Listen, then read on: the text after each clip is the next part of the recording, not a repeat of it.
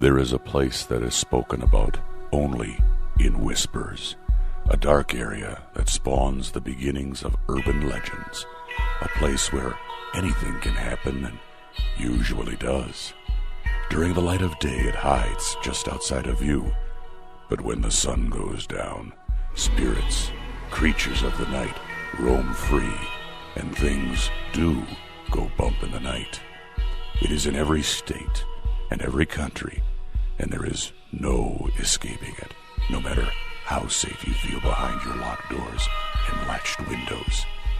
So we invite you to turn down the lights and turn up your radio while we join Dave Schrader and Tim Dennis, your hosts, on a journey into the darkness on the edge of town.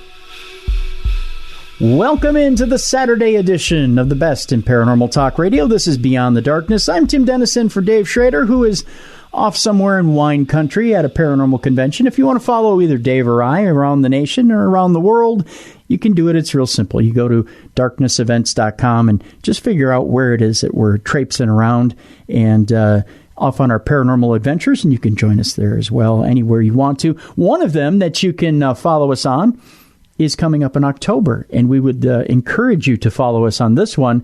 It's the Chris Jericho Rock and Wrestling Rager, the Cruise, and oh my gosh, it's rock and roll. It's my favorite. It's pro wrestling, and man, some of the wrestlers, let me tell you, you've got Ring of Honor, you've got Impact, you've got Alpha Club versus Bullet Club, you've got some matchups, dream matchups out in the middle of the sea because they can't do it in America, they can't do it anywhere on land, they're doing it on sea. You've got comedians, you've got Ron Funches, you've got... This thing is stacked. And I know that there's less than 100 cabins available right now. Go to chrisjerichocruise.com right now to reserve your cabin. We're going from Miami to the Bahamas, and Dave and I are the only paranormal speakers on the ship. Not only that, but we're going to actually try an experiment. We're going right through the Bermuda Triangle. So what we're going to do is we are going to try to raise a USO. And I'm not talking about the ladies that kick in your face over there overseas with the soldiers. No. We're going to actually try an unidentified submersible object, I believe is what it is. A USO, we're going to try and bring it up from the sea, an alien from the sea. And I'm not talking about the Submariner or Aquaman. We're going to try and bring up an alien from the sea with intention. I know it sounds crazy, but we're going to do it. And we'll do it on that cruise. October 27th through the 31st, chrisjerichocruise.com. Get your cabin right now because they're going to sell out. It's going to happen. So, folks, here's the deal. Dave's gone, and I said to myself, I'm not going to do this supernatural news thing by myself. I can't do that. And I was at Michigan Paracon here a couple of weekends ago, and by gosh, I ran across an old friend who I know is just perfect for this position. She's lovable. She's talented. She's everything that could ever be perfect for this job, ladies and gentlemen. It's Mallie Fox. Hi, Mallie. Hey. Welcome. You just put the biggest smile on my face saying that. That was so sweet. Oh, well, I speak nothing but truth.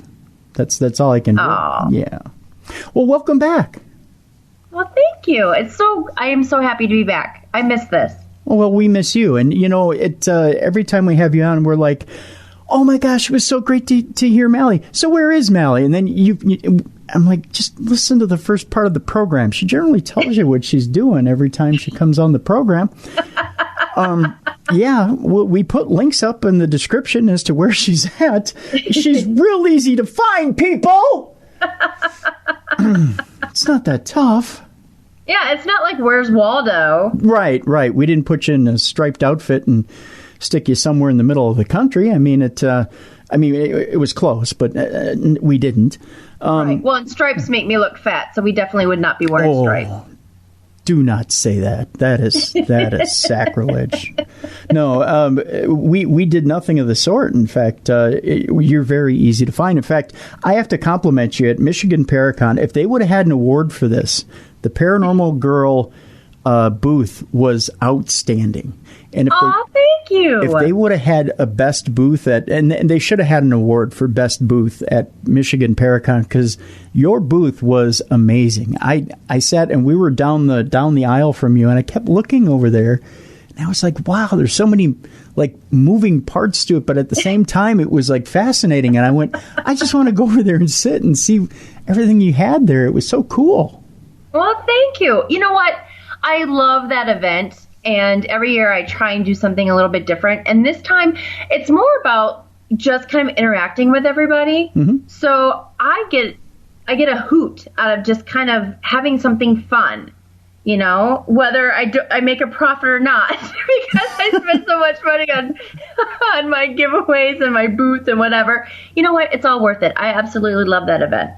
Well, it was a lot of fun. In fact, I stole 2 boxes of Cracker Jacks from you at the end. Excellent. Yeah. You were giving away a lot of stuff. You had a lot of stuff that you were giving away at the event, and it was just really cool. I mean, I can't stress it enough. The booth was just completely awesome. I think if people put that much thought into exhibiting their product at every convention, they'd walk away with pockets full of cash. I don't know if you did or not, but I think most people would. Just saying. I just like to make people happy. That's all. So, I mean, I love it. And I like to put a smile on someone's face. So it was fun. My whole circus theme.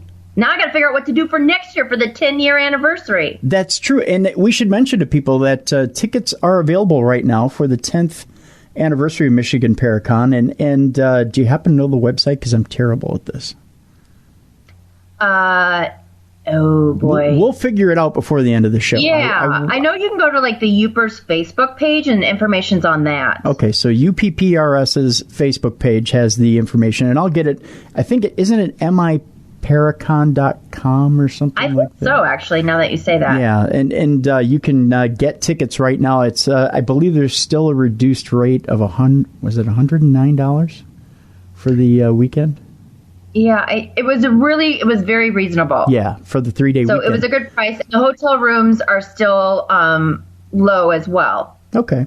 And I'm telling you, folks, for that weekend in itself, when you look at all the different paranormal celebrities that were there, it is amazing. It is a who's who of everyone you've ever seen on television, of everyone you've ever heard of in the paranormal, anyone that you could ever want to see speak in the paranormal is there at Michigan Paracon. And Tim Ellis, Brad Blair and the rest of the Youpers group put on a heck of a show there at Keewaydin Casinos in Sault Ste. Marie, Michigan. So you got to go for the 10th anniversary. It's going to be something special. So those tickets are on sale right now. So we encourage you to check that out. And we'll get the address before the end of our Supernatural News segment here. So, Mallie, let's get to this, shall we? Yeah. It's been an interesting news week.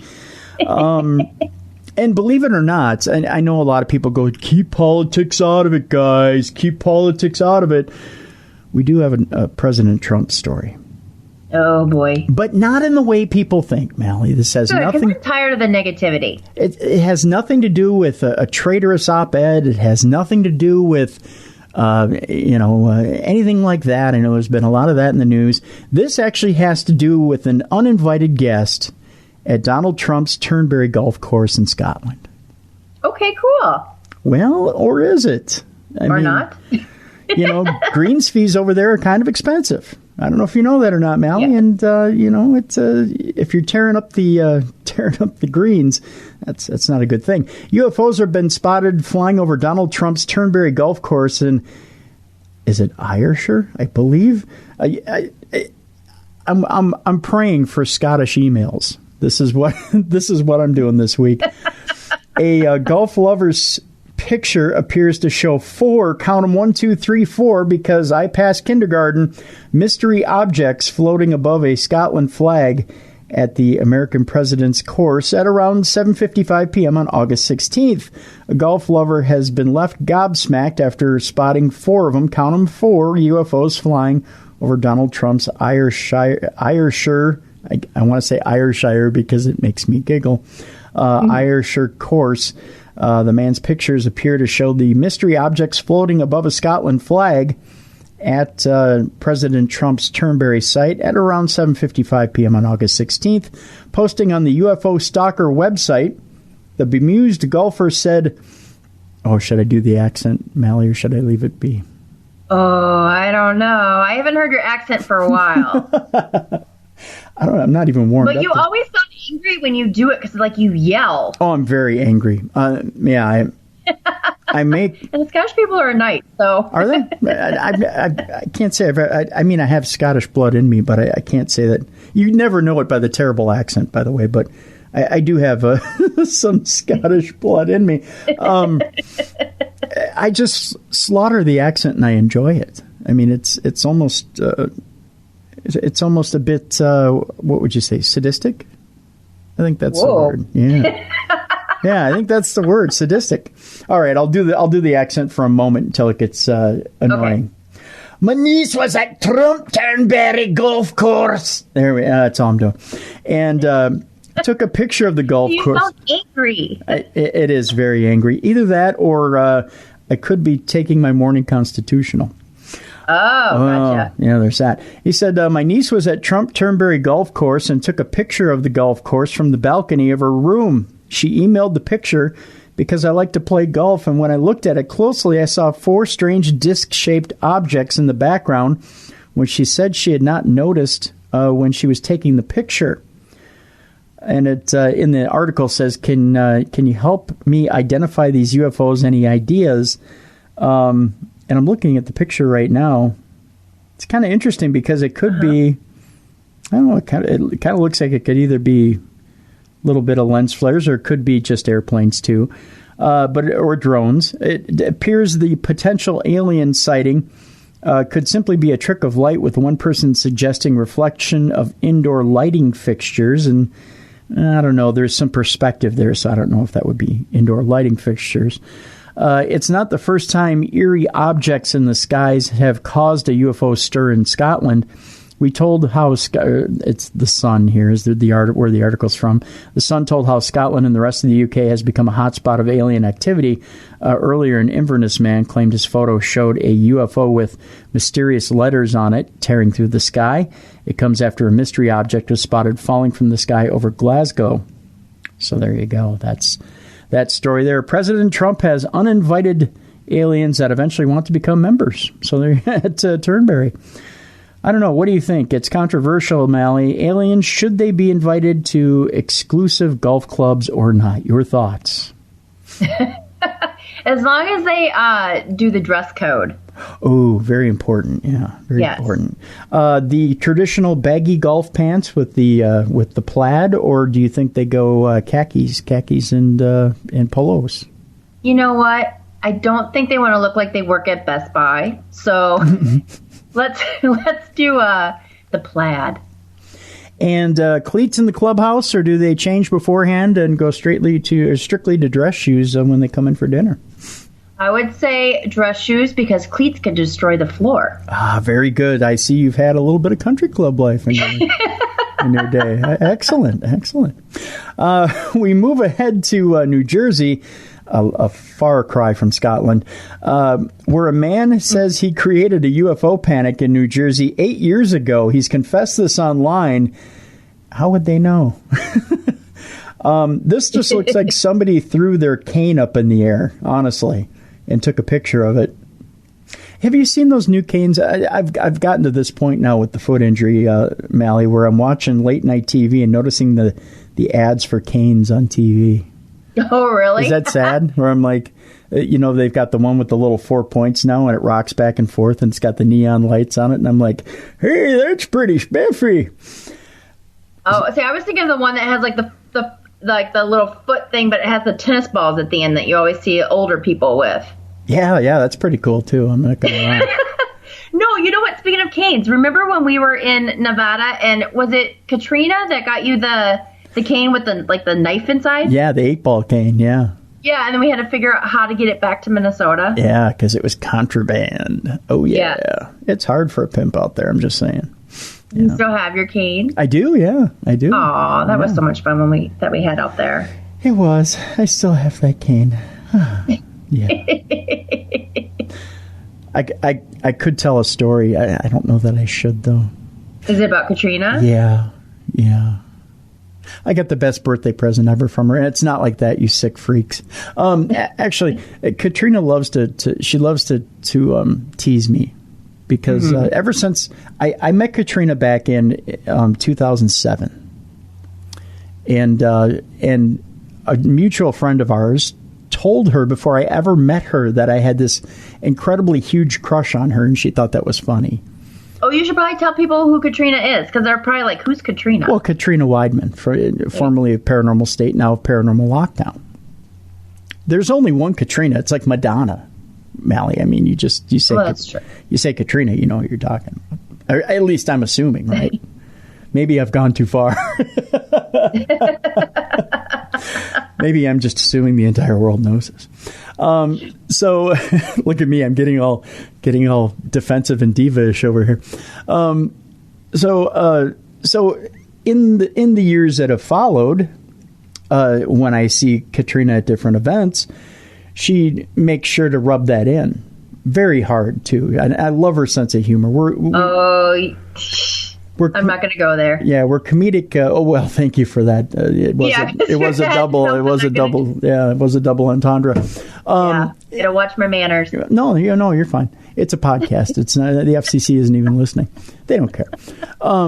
So she'll hit me with a really good joke every single time, but she'll just give me that joke that just says, you know what, you don't have a chance in hell. And I'm used to that now. Mm-hmm. And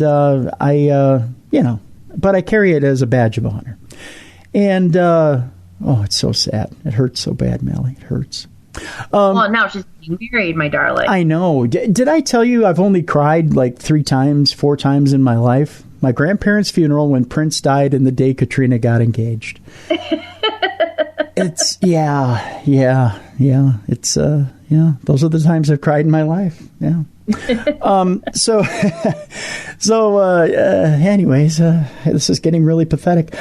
So we saw her at Michigan Paracon, and when I saw her, she said, "Oh, that's right, your birthday's coming up." I said, "Yeah." She goes, "Oh yeah, happy birthday!" And she gave me a wet willy, but it was what I can't share with people what she said after the wet willy, but it was the most perfect line you could say to somebody after a wet willy, and it borders on offensive and assault.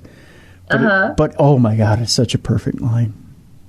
Oh, she's fabulous. She's so nice. She's wonderful.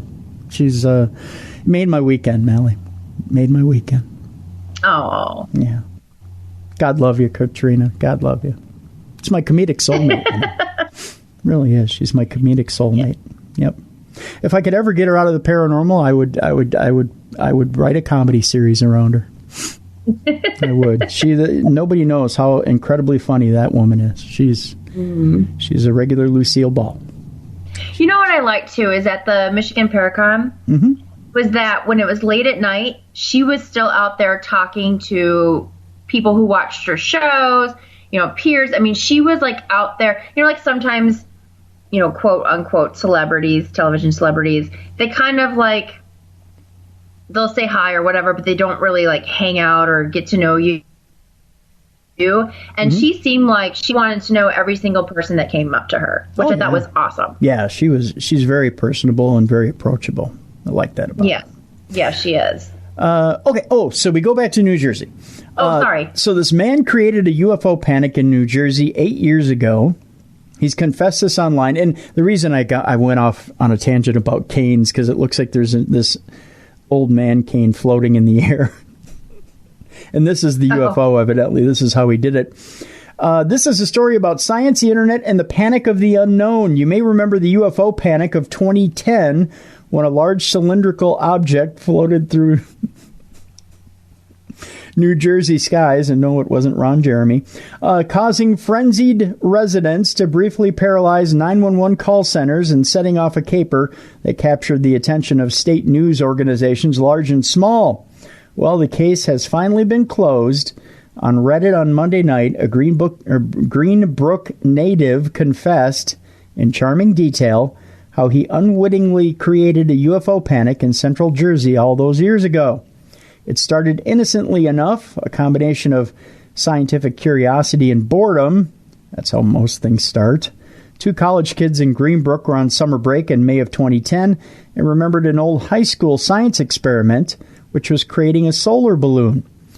This was really just a thin black plastic bag you'd fill with air, seal, and then set out in the sun, said the man, who asked not to be identified but posted under the Reddit handle, "That's Boots 3010.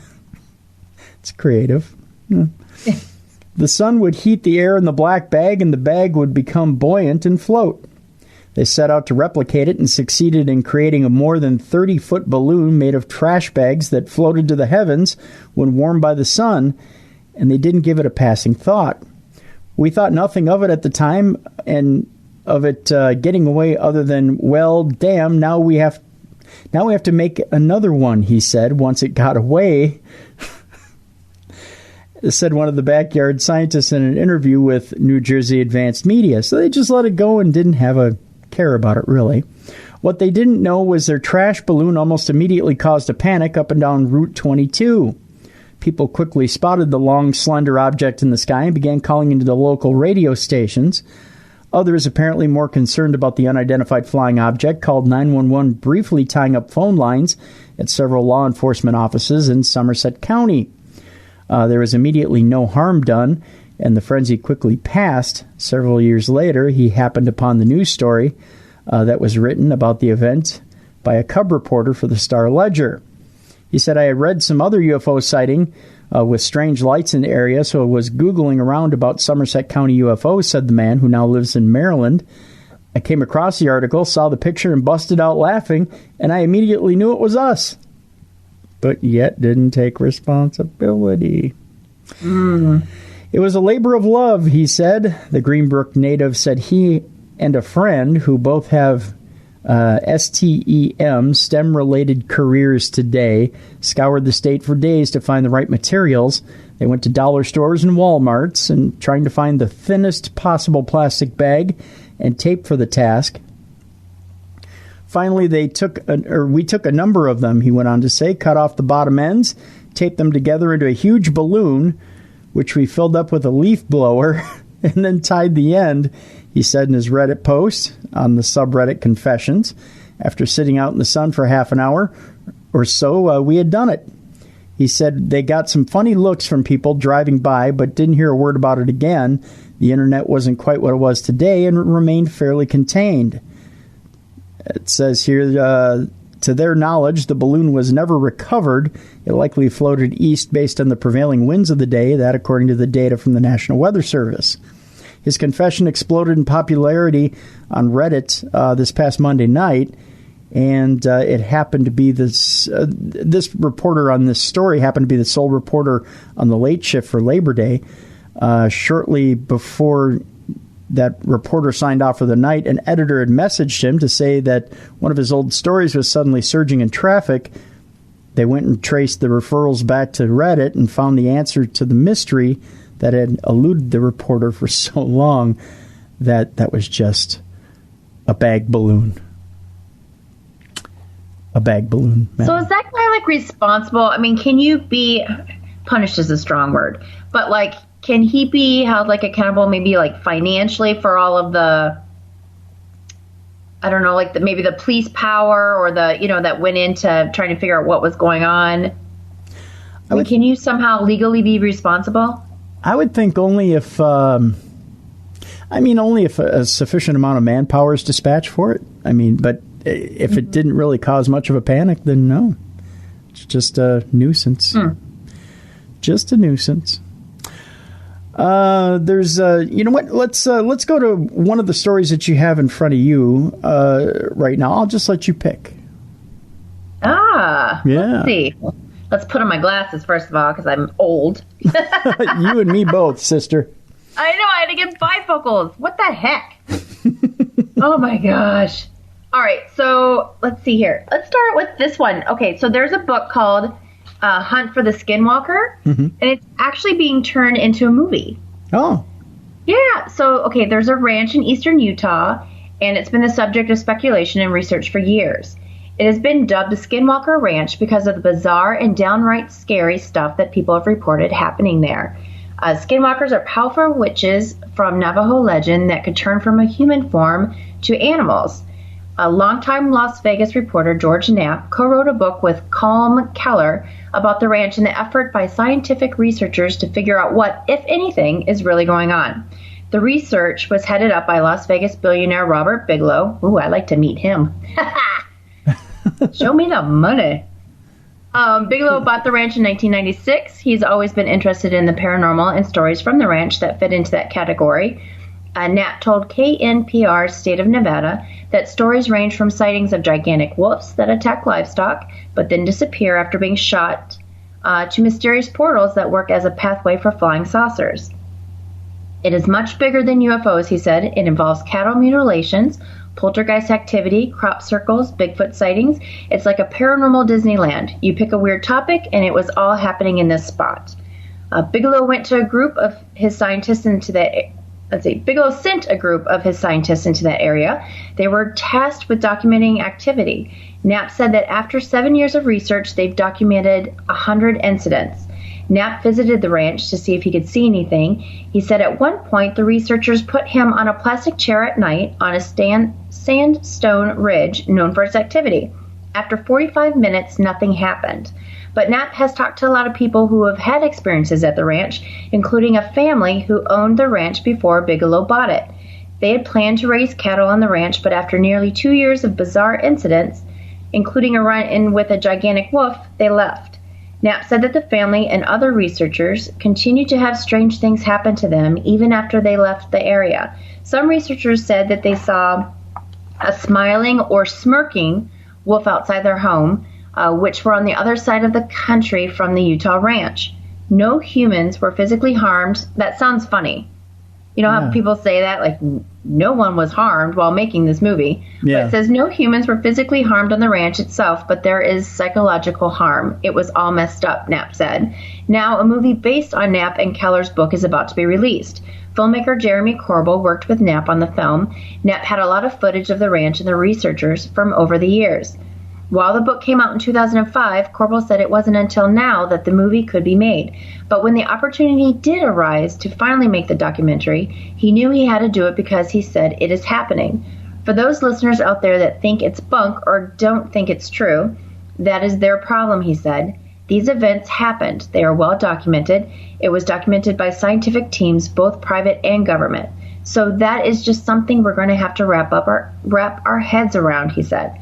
While Corbell does have all kinds of footage of the ranch, he was not able to capture any paranormal activity on camera. Knapp said that the same thing is true of all researchers that have gone out to the ranch to investigate. He said the activity never occurs at the same place and is never the same type of activity. They've had cameras that would be set up for a particular area where there had been a range of activity over a long period of time, and as soon as they set the cameras up there, it would move somewhere else. Knapp said although it's preposterous to believe that some kind of intelligent entity is doing this to avoid detection, that is what it was. Despite the years of research by scientists, journalists, and members of the military, there is no real answer about what is going on. Corbell likes to quote Knapp when people ask him why the whole thing needs to be looked into at the first place. He says, "It is our job to investigate the unexplained, not explain the uninvestigated." Very interesting. There you go. There you go. Well, no, I've heard people going out there and they've had some experiences. Yeah? Like seeing things in the sky and stuff. Didn't Dave go out there one time? Like a long time ago, I thought. Well, I don't know. He went to the Assetti Ranch, but I don't know if he's gone to Skinwalker Ranch or not. Oh, sure. You know what? I'm getting my ranches mixed up. There's a lot of them out there. There's a lot of weird, and then there's there's the other one too that was featured on Ghost Adventures that he went out to. The one where the guy chopped off the alien's head with a sword. You remember that one? Starlight Ranch. Starlight Ranch. That's what it is. Starlight Ranch. It took me a minute to think. Oh yeah, Starlight Ranch. Yeah, and the Starlight Ranch was just put up for sale not too long ago. I wonder. I think it's sold too, if I remember right. Ooh. Yeah. So, but yeah, the the thing, we had the owner who since sold it. We had him on the show, and I just remember the line where he was talking about the caretaker at the time walking up, and he had the katana sword, and as he walks up, and he didn't come with the property. The caretaker didn't. He just hands it to the new owner and says, "You're going to need this." Oh my gosh! And it's just like, whoa, okay. It's kind of And I remember Dave saying he went, because that's the one where he went out there and he was on top of the little butte or the mesa or whatever it was, and he was telling him to come get him or whatever. Although we all know he would have pooped his pants in about 2.5 seconds if. Oh yeah, totally. Yeah, if any lights would have come down. He's all talk. I'm going to get a hateful email. Mallie, you're no longer allowed on the show. Yeah, Mallie, you don't know that. Whatever. There was no cameras around. They all left. All right, we're back with Beyond the Darkness. It's Supernatural News Saturday. We also have Parashare coming up. We're going to take your phone calls this week. We're not going to do emails. We're going to take your phone calls, and we've got plenty of them. That's coming up in the second half of the program. But we've got the lovely and talented Mallie Fox with us this Saturday, and we're also doing some supernatural news. Mallie, I am totally going to screw this up. I know I've done the name before, but hey, I've taken 5 good hits to the head and had some post-concussive syndrome in my past. So is it Hoya Baciu Forest in Romania? Did I do that right? Ooh. I don't know. If I say Hoya sounds good enough for me. If I say Hoya Baciu, will you say bless me? I don't know. You know what? I was just thinking that. I was so going to say that. All right. The mystery of the Bermuda Triangle terrifies people by just thinking about it. What if there's another place on the planet which equally challenges the mystery of the Bermuda Triangle? Well, it turns out there is one more place on the planet that the difference is just the water. That's it. This place doesn't have water, but it is a forest. The forest is in Romania, where Dave is headed in a week. It's called, I believe it's Hoya Baciu. We'll just call it that. I'm sure I'm wrong. We'll just call it the Hoya. How about that? The Hoy. We'll nickname it like a college. The Hoy. Almost sounds like a vacation spot.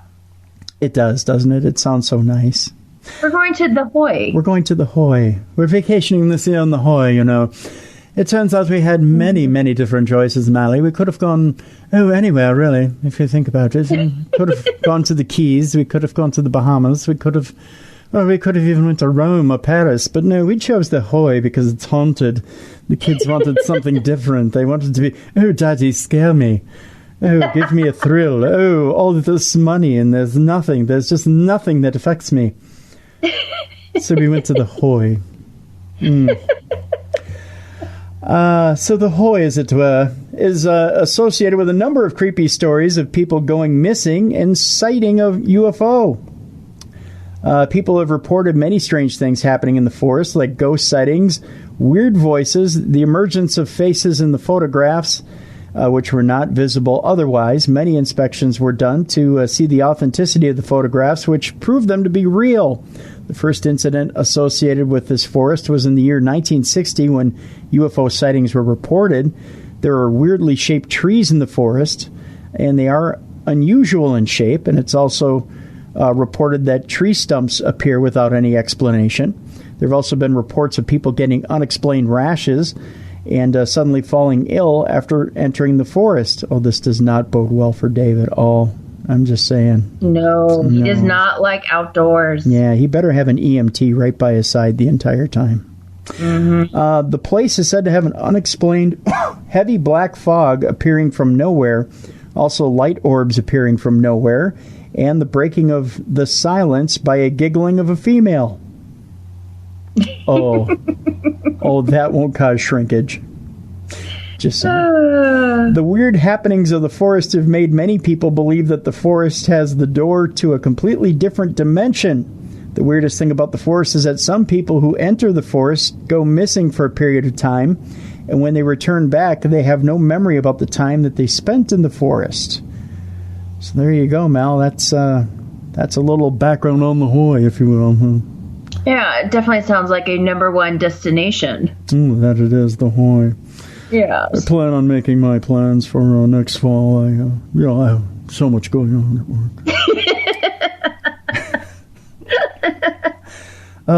We moved to North Carolina. I mean, not you and I moving to North Carolina. I've got. Right. I said something about Asheville, North Carolina a few months back, and now I can't ever go to North Carolina again. Ooh. Well, I said it in jest, but I think a few people in Asheville took it wrong. It had to do with just 2 generations ago, they were squatting off a bridge. And it turns out one woman said I was right. Her great-grandmother didn't have indoor plumbing, but a few other people didn't take that so nicely. Oh. Yeah, it was just a joke. I was playing, like the Bobby Heenan heel roll there. Yeah. Yeah, and it didn't go so well. A mysterious... I shouldn't have brought it back up again, should I? Yeah, exactly. Now you're going to get hate email again. Yeah. You've opened up the wound. I have. And I poured a lot of salt in it, didn't I? We go to North Carolina where a mysterious square aircraft hovering in the night sky scared me to death. A North Carolina man said, or I could do the voice, man. I can go, scare me to death. That is not the There voice. you go, another hate mail Scare me to death, Mallie Fox. making fun of the Southern accent. Oh, no, not at all. Another alleged UFO sighting near Charlotte has appeared on Facebook, and in this case, it was posted by a husband and father who says he doesn't necessarily believe in UFOs. A 35-year-old, I believe it's Javion Hill of Kings Mountain, North Carolina, says he took several photos of the object during a storm on the night of August 18th as he drove on US 74 southwest of Charlotte. The images feature something square hovering above the tree line. There's a joke there. With its edges fringed in lights. Hill told the Charlotte Observer the craft frightened him to the point that he didn't sleep that night. He was quoted as saying, "I was on my way home with my wife on the speakerphone, and it looked like there was a tornado coming. So I was trying to take a picture of the clouds for my wife," he said Hill. But then I saw something that wasn't normal, and I was like, oh my God, what is that? I started trying to take as many pictures of it as possible while I was driving. Hill says he pulled over at the next exit to try and get video, but the aircraft had vanished. A heavy rain then followed instantly, he went on to say. North Carolina is in the top 10 among the 50 states when it comes to alleged UFO sightings. According to the National UFO Reporting Center in Davenport in Washington State, the state has had 7,570 reported UFO sightings since 1940, some of which have inspired conspiracy theories of ongoing secret military experiments, according to the odds makers at casino.org. I bet you didn't know there was odds on this stuff, Mallie. No, I did not. Well, we've put it together. You can actually put your money down in Vegas now. The site recently calculated the odds of seeing a UFO in North Carolina as 1 in 135,500. Yeah, that's the actual odds. There's actually people with this much time on their hands. Hill says it's possible what he saw was a military craft. Conspiracy theorists maintain many UFO sightings in the region are actually an experimental military air spacecraft known as the TR-3B, which is an anti-gravity craft that hovers. Some believe the craft is from one of the state's military bases, which include Fort Bragg, Pope Field, and Camp Lejeune. Military.com reports the TR-3B doesn't exist officially. Wink, wink, nudge, nudge, say no more.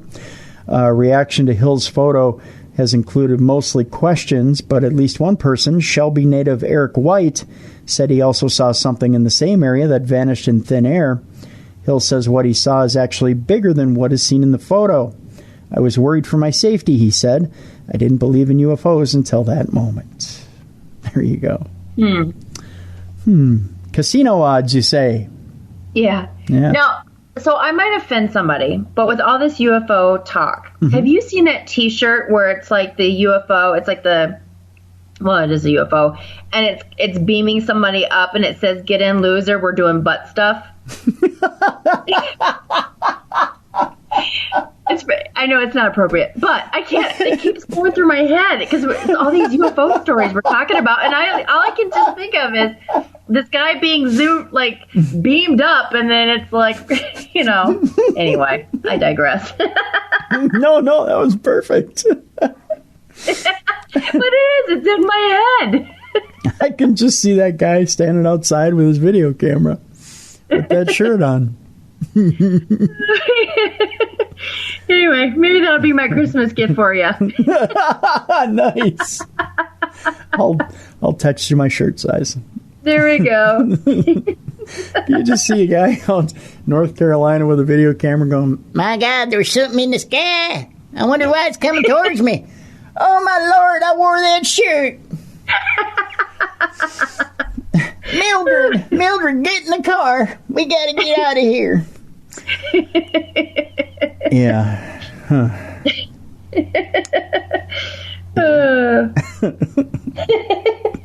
It's like your ass. She's got the T-shirt on that says "I'm was stupid" with the arrow pointing. Yeah, and he's got the we're doing butt stuff shirt on. I know there's no such thing. I'm never sure you've seen that T-shirt. And I know with aliens, no means no, and there's no such thing as asking for it from aliens, but he was wearing the T-shirt. Yeah.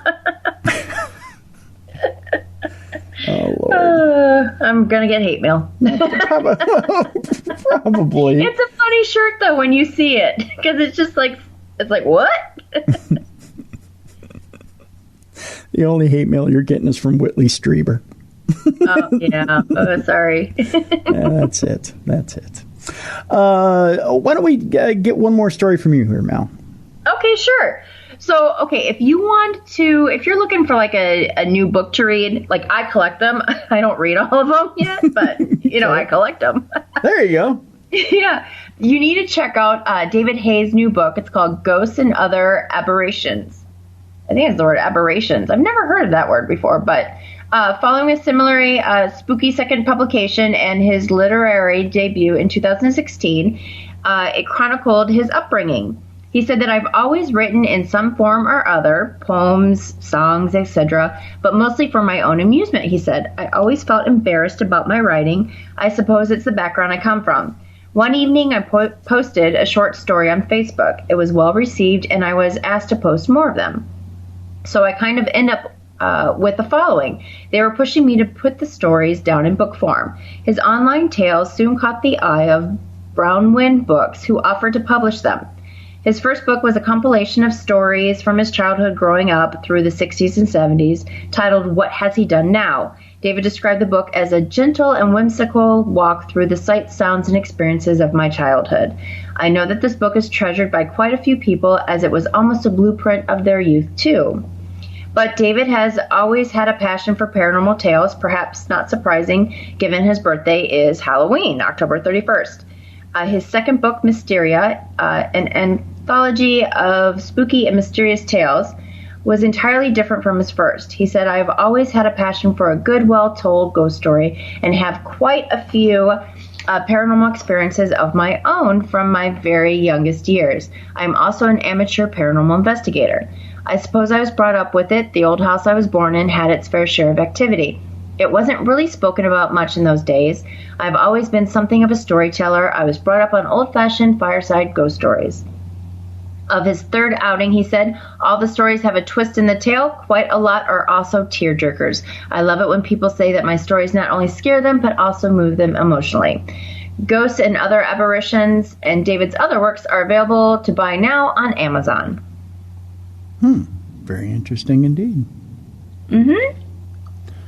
So just another book to add to the collection. Another book to add, not necessarily read, but to add to the collection. It's hard reading. I know that sounds funny, but... Well, it can be. Yeah, it's a strain on the eyeballs. Yeah. But like you see books and you're like, ooh, I'll take this one, I'll take this one, I'll take this one. And before you know it, you've got a bazillion of them and no time to read. True. But then what do you do? I mean, that's why you get books on tape. Do they still do books on tape? Oh, sure. Well, and now it's like CD or MP3 file, but yeah. Sure. You can do it on an MP3 file. And you just told our age by saying books on tape. Well, yeah, I did, didn't I? Yeah, I kind of did that. I'm dating myself, but, it means I'm not alone on a Saturday night. That's okay. I still say I'm going to VCR it. Oh, no, you don't, really? Oh, once in a blue moon I do when I have one of my little, Mallie moments. I'm going to VCR it? Oh. Or I'm going to tape it, or I'm going to, Well, I think everybody says tape. I mean, even the kids say tape. Mm-hmm. But, I think I think tape is just a euphemism that we all use at one time or another. I don't know why, but we just get used to saying tape. But yeah, MP3 file, I should say, MP3 file, or MP4 or whatever. Yeah, it's probably the easiest way to get books now. It's just right on your mobile device. Then you just listen to them whenever you're driving around, or trying to ignore kids or whatever it is you're doing. Yeah, I mean, why listen to people in need? I mean, you've got your book. Somebody's reading it to you. You don't need to. Words is hard. You just listen to them. Words are hard. Yeah. Speaking of hard words, I got to read again. Holy cow! Ooh. What's with this reading thing? Oh, I know, better you than me. Yeah, that's true. Planet. Have you been? No, I shouldn't even bring it up. It's terrible. What? It's terrible to even say. I saw this meme on Facebook the other day about how it's again these double entendres. Planet 9 and 6 are offer other baffling space mystery science can't explain. Planets 9 and 6, 6 and 9. Oh. Yeah. And somebody the other day had a meme that said, today is 9/6. By all means, go at it. I'm like, oh, people. But whether it's our elusive search for aliens or the perplexing nature of a black hole, I don't think it's that perplexing. There are still many questions about our universe that science can't answer, according to this article I'm looking at right here. Planet 9 is a huge alien world roughly 4 times the size of Earth that continues to evade astronomers, but it's not the only space mystery that has, it says, BOFs baffled. What's a BOF? It's something you draw at the end of the evening. Or is it? You draw a BOF. Oh, is it one of those things that has soap in it? Yes. Oh, I'm not familiar. And bubbles. Oh, yes. Mr. Bubble. From the search for intelligent alien life to the dark matter. I know people are thinking, none here. From the search for intelligent alien life to the dark matter that binds our cosmos, our universe is hiding plenty of juicy secrets, according to this article. 4 times the size of Earth and around 10 times its mass, this mysterious 9th planet could be lingering on the icy outskirts of our universe. There's just one problem, however. Scientists claim it is invisible to telescopes, making it a pain to track down. But NASA is optimistic because something out there is pushing a bunch of mini ice worlds in its orbit. Last year, the space agency said Planet 9 may be 20 times further from the sun than Neptune, adding, it is now harder to imagine our solar system without a Planet 9 than with one. Oh, man, that's math. Math is hard. You and I aren't very educated, are we? No, it's that... Reading's hard. Math is hard. That Anoka Hennepin School District education. I'm proud of it. Yeah. Northern suburbs. Go, northern suburbs. We still haven't found intelligent alien life, despite what conspiracy theorists will tell you, and nor have we been contacted by ETs, it goes on to say. So it's no surprise scientists are starting to lose faith that we ever will bump into little green beings. A recent study cited the Fermi paradox. I used to love Fermis, those little round furry things. They used to talk to you, and didn't you have to feed them or something to keep them alive? Oh, they were creepy. Yeah, they were. A theory that charts the gulf between our expectations of finding alien life and the fact that it remains undiscovered to suggest that we have a 47% chance of finding intelligent life. But seeing as NASA has thus far discovered over 4,000 exoplanets, those outside our solar system, around 35% of which are likely to have water, there has to be aliens camped on at least one of them, right? Mm-hmm. Well, you would think. Scientists aren't even 100% sure how the universe came to be, let alone how it will die, is what this article says. But that hasn't stopped researchers from taking a stab at apocalypse theories spanning I thought we solved this with Avengers Infinity War. We all know how it dies. Hey, I haven't seen the movie yet, so don't spoil it for me. Oh, okay, I won't. But it's Thanos and a Julie glove. That's what it is. Scientists aren't even 100% sure how we kick off, essentially, but that hasn't stopped researchers from taking a stab at apocalypse theories spanning devastating asteroid impacts to deadly solar storms. Another recent suggestion claims a huge energy bubble will swallow us whole, leaving nothing behind but a dark void. Oh, this is cheery. I need more Xanax, Mallie. I'll send you some of my happy juice. I appreciate that. I'm not even going to question what it is. I'll just take it. I didn't even think that way. Oh, okay. It's wine. I call happy juice wine. Oh, well, so did Michael Jackson. Or was that Jesus juice? I'm confused. All it would theoretically take is for a fundamental particle, the Higgs boson, to become destabilized, which would occur 0 times 139 years from now, it says, or 10 million trillion years. How many zeros is that? I have no idea. It hurt me just to say that. It sounded like I was losing control there, didn't it? I was like, trillion. But that's the way it read. I didn't have enough breath to get all of them out. That's what she said. Along with dark matter, we don't know what dark energy looks like, even though together they make up 95% of everything around us. The remaining 5% is normal matter, and it's okay to be normal. Don't shame yourself whatsoever, matter. This invisible force has yet to be observed directly because it's completely invisible to light and other forms of electromagnetic radiation, meaning even our most advanced scientific instruments can't detect it. Yet scientists are convinced it exists because of the gravitational effects it seems to have on galaxies, this according to National Geographic. And the question is, will the Great Attractor obliterate human life? Wasn't the Great Attractor a song? Oh, yes, I'm the Great Attractor. I don't know. There's something up there in the sky that's a lot stranger than Planet 9 and a lot more fatal. It says scientists claim that our galaxy and other nearby galaxy clusters are being dragged towards a specific region of space known as the Great Attractor. The Great Protractor, by the way, was what was in my pocket for most of my junior high years, Mallie. Oh, boy. Yeah, there were a lot of pens in there, too. We know this area is around 150 million light years away, but we're not entirely sure what it is. The Great Attractor exists in a scary place known as the Zone of Avoidance, which was also my nickname in junior high. Which in non-scientific terms means steer clear, which is what all the girls were saying around me in junior high. That's choked with gas and dust to the point that we can't see very far in its visible spectrum. I think you get the idea of the punchline on this one.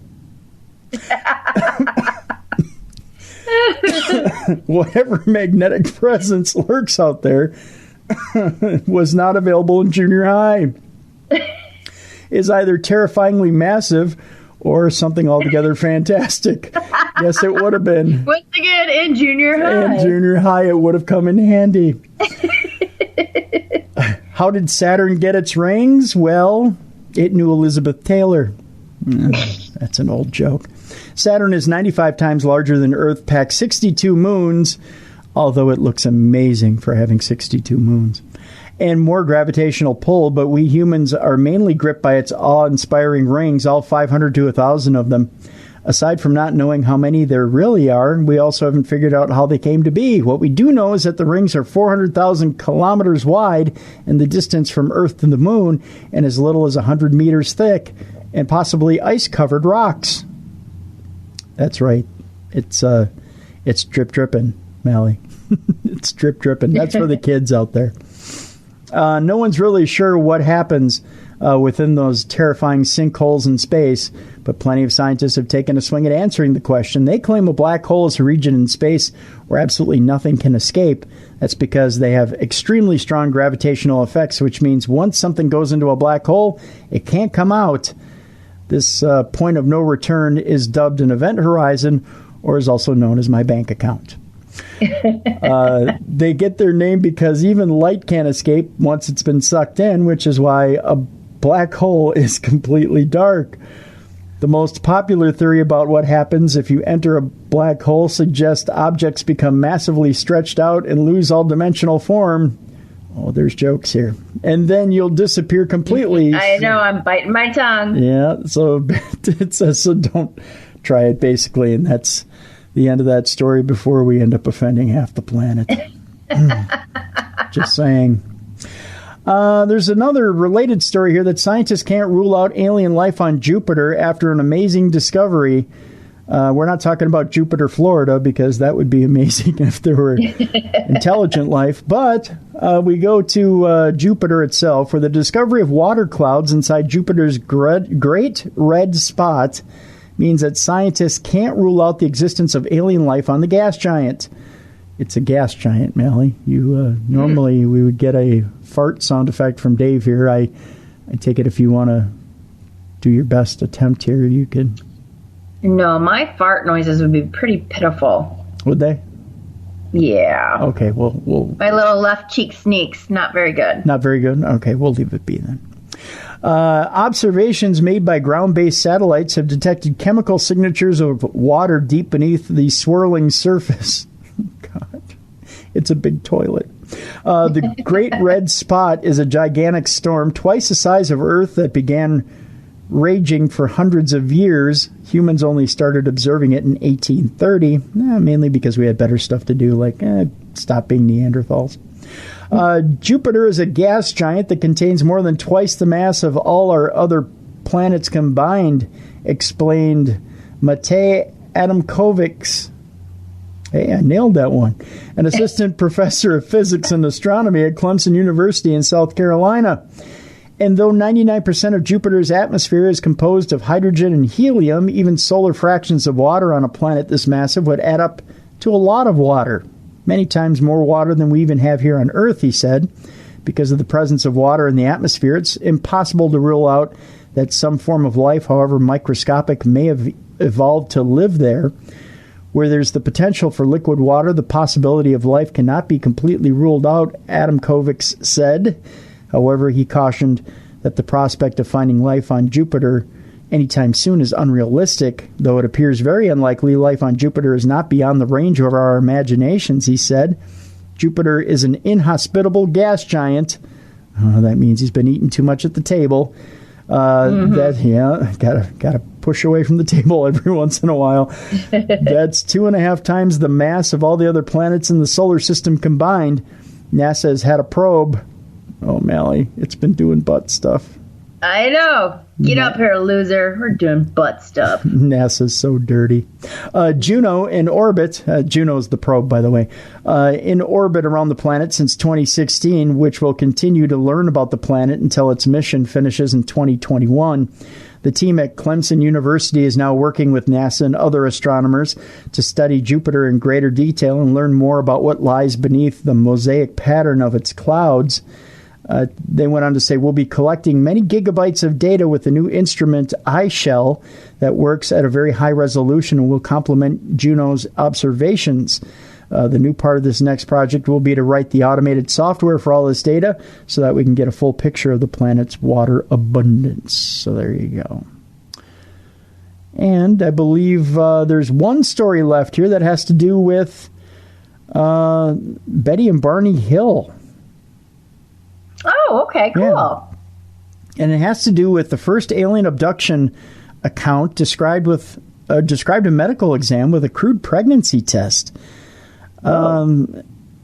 Is it chasing us? That thought coursed through Betty and Barney Hill's minds as they drove their 57 Chevy Bel Air down the empty, winding country road in New Hampshire's White Mountains. And a September night in 1961, they hadn't seen a car for miles, and a strange light in the sky seemed to follow them. When they finally got home to Portsmouth At dawn, they were far from relieved. They felt dirty. Their watches stopped working. Barney's shoes were strangely scuffed, and Betty's dress was ripped. There were 2 hours of the drive that neither one of them could remember, and they were wondering what had happened. With the help of a psychiatrist, the quiet couple eventually revealed the startling story. Gray beings with large eyes had walked them into a metallic disc as wide, Betty said, as her house was long. Once inside, the beings examined the couple and erased their memories. The experience would kick off an Air Force inquiry, part of the secretive initiative, Project Blue Book, that investigated UFO sightings across the country. The incident would also become the first ever widely publicized alien abduction account and shape how stories like it were told and understood from then on.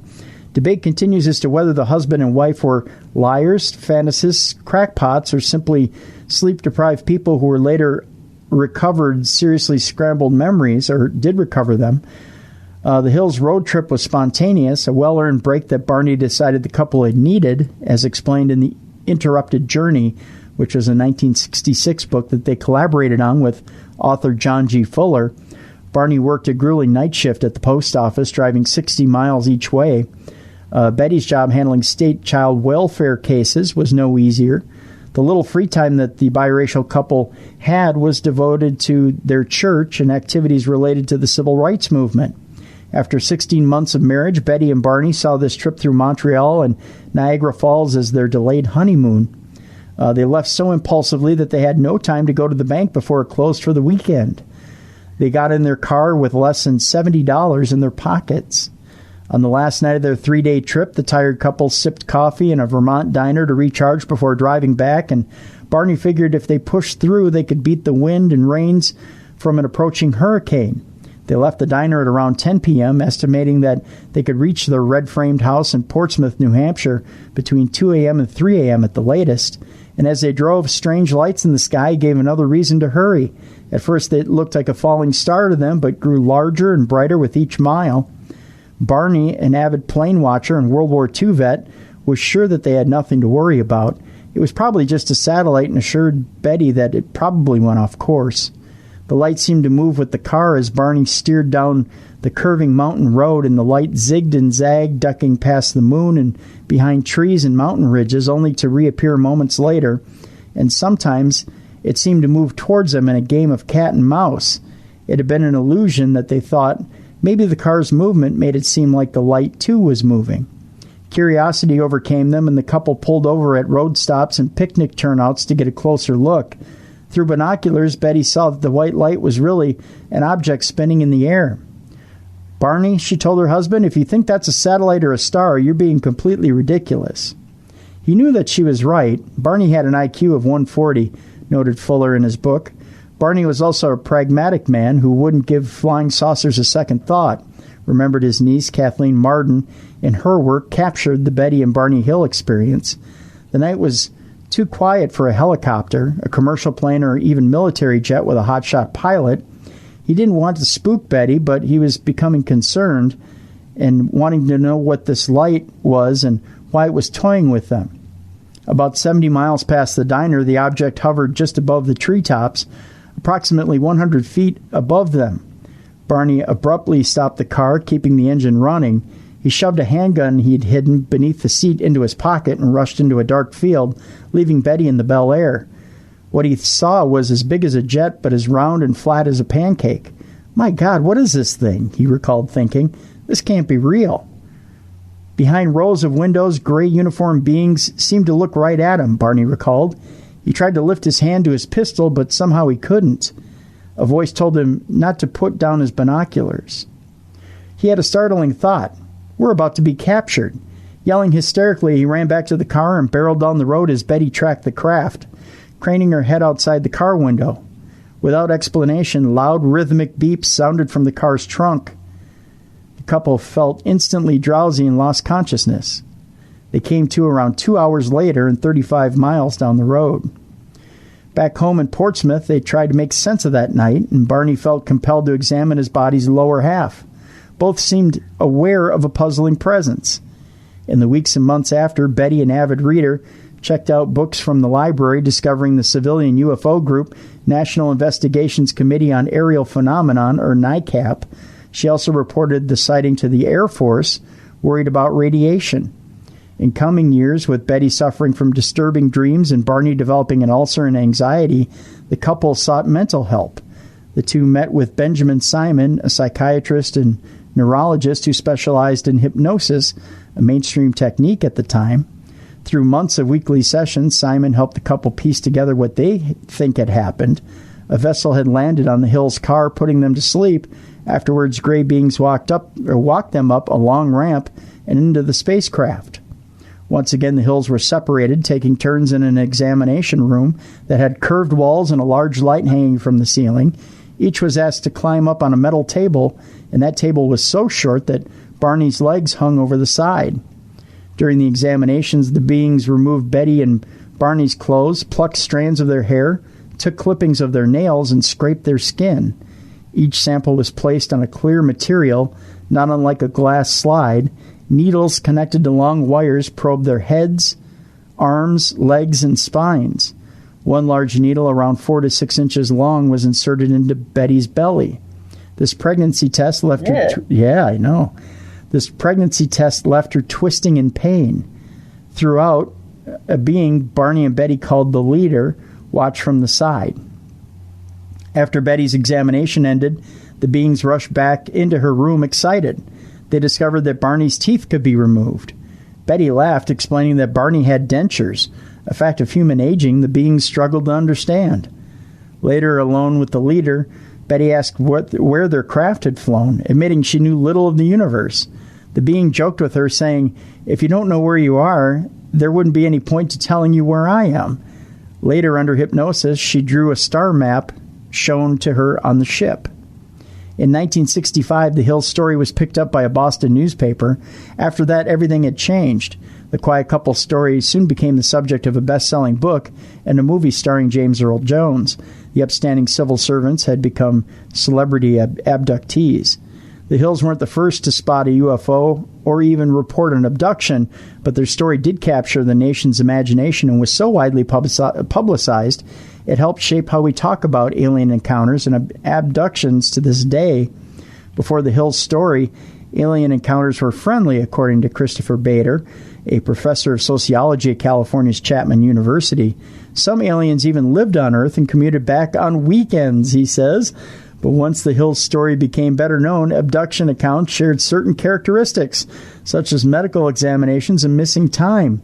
Aliens with large heads and big eyes, dubbed grays in UFO circles, became classic sci-fi staples in personal accounts and pop culture, like Close Encounters of the Third Kind and shows like The X-Files. The Hills story and those that came after helped pave the way for a new understanding of the human experience. Richard J. McNally, a Harvard psychologist, puts it this way: the alien abduction phenomenon, in my opinion, shows how sincere, non-psychotic individuals can develop beliefs about and false memories of incredible experiences that never happened. Experts of all stripes have tried to explain why intelligent, otherwise mentally stable people came forward with these experiences. Many psychologists say sleep paralysis and hallucinations played a role, leading questions during hypnosis. The main way most abductees unlock their stories could have been a factor. Those who report abduction might also see the world a little differently, according to research. One of the strongest predictors of false recall is a vivid imagination. This group scores high in magical ideation and is more likely to believe in ghosts and tarot readings, according to McNally. Some believe the Hill story was simply a myth in the making, with the supernatural meetings, vulnerable protagonists, and otherworldly journeys that are often the hallmarks of legend. Many point to the stress of being an interracial couple living in a predominantly white state in a turbulent area. The year of their hypnosis, 1964, is marked by Cold War tensions and civil rights unrest, with numerous urban riots erupting that summer. Bader went on to say, you have a biracial couple at a time where obviously it was not easy to be a biracial couple. Look what those aliens were, a mixture of black and white. I find that very meaningful. Abductee stories depend on first-hand accounts, the most vulnerable form of evidence. Memories can be distorted by stress or distraction or even manufactured. When a false memory is in place, psychologists say the brain works to fill in the details. Psychologist Michael Shermer points to patternicity, the tendency to see patterns even when none exist, helping us to see faces in clouds or assume that one event caused another. Past experience also shapes human perception. Barney, a World War II vet, thought that the head gray looked like Hitler and seemed menacing. Betty, meanwhile, who had been excited to see the aliens, bantered with the affable Gray, who performed her medical examination. That alien even agreed to give her a book to bring to Earth with her, she said, though other crew members would later overrule that decision.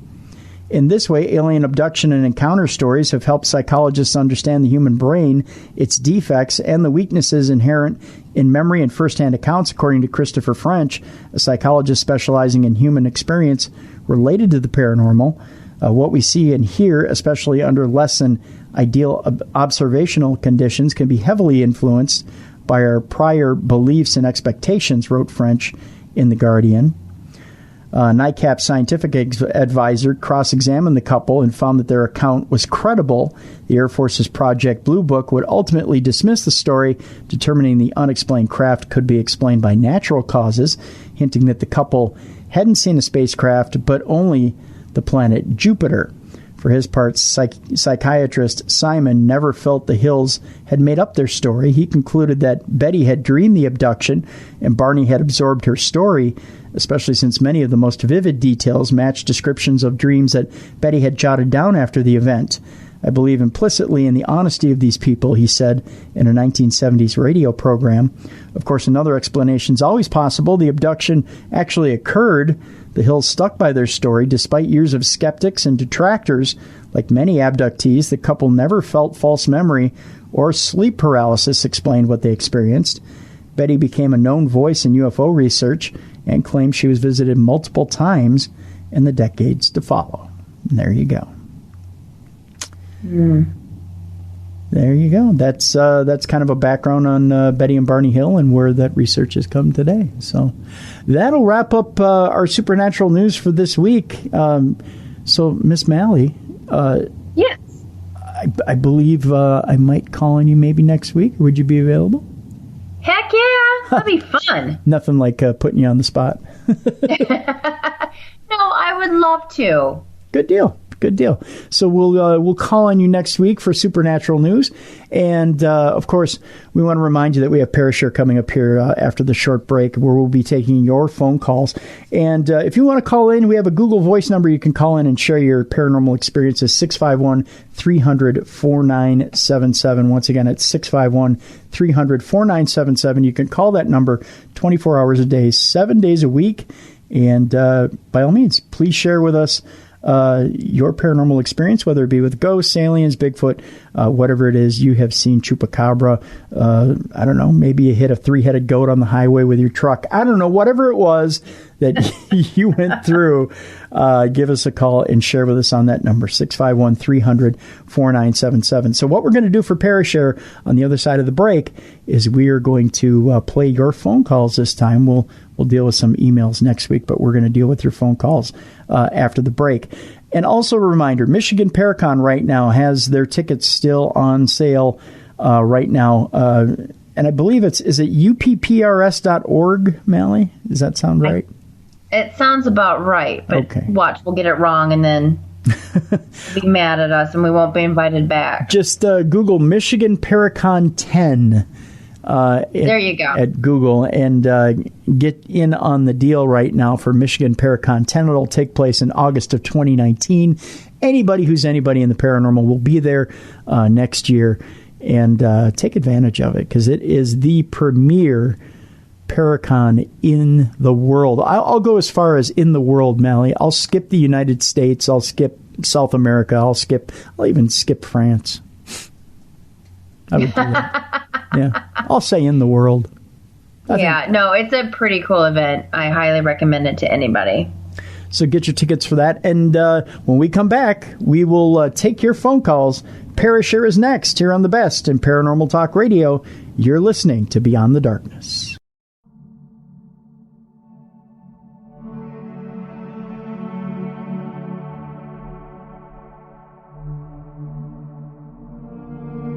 Beyond the darkness.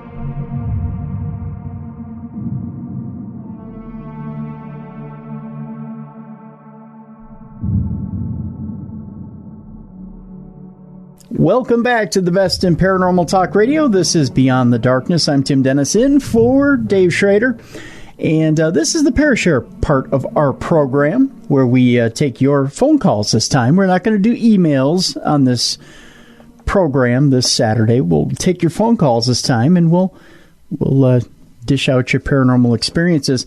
This is the phone number, folks, if you want to get involved in the program, and we'll do it again next Saturday, 651-300-4977. Once again, 651-300-4977. Now, here's the trick.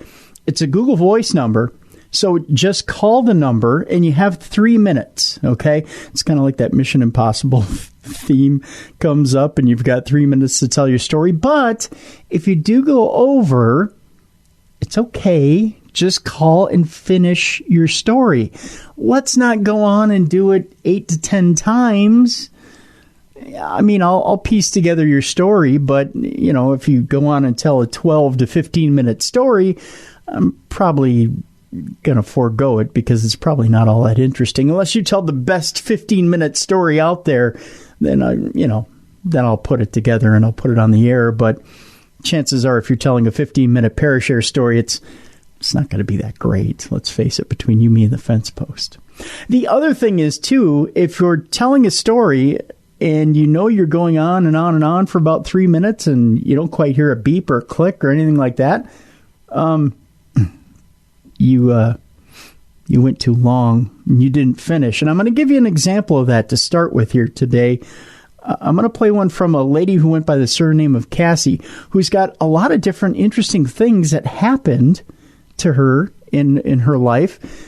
The only problem is time ran out on her, and I wish she would call back and give us her experiences. So we'll dive into her story first. We got some interesting stories today on Parashare. We got Wayne in Chicago, who's had a UFO experience. Stephanie in New Mexico, who I'm going to relate a personal experience to her later on. And we even have a story about a black-eyed grandpa today. So that'll be today in Parashare. Lots of good stuff going on. Again, the number, if you want to share your experience for next week, and please do call in and leave your stories. We like to hear your voice, and we like to give you some feedback, too, as well, on your stories. 651-300-4977. You can do it 24 hours a day, 7 days a week. There's no reason to wait for certain hours to do it. If it's the middle of the night and you're feeling like you want to get that story out, 651-300-4977. We encourage you to call in and leave your voicemail and share your paranormal story with us. So let's start out this afternoon with Cassie's story. She's had she wanted to go by the surname Cassie. She's had a myriad of different experiences. So let's go to Cassie's message now.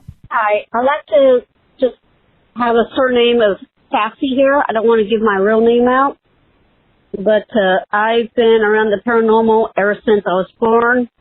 I've had so many encounters. There was a demon living in my closet as a child. The door opened up by itself, woke me up. I looked in, and I saw a dark figure move. I heard a growl, saw two red eyes. So I know that was real, even though my parents never did believe me. A murder and suicide happened in the house. That's why it's haunted. I call her the mother of the house because I never did know her name, but she looked after me. She would open and door closes all the time. Her son is still there, too, as well, her youngest son. He would always play pranks on us.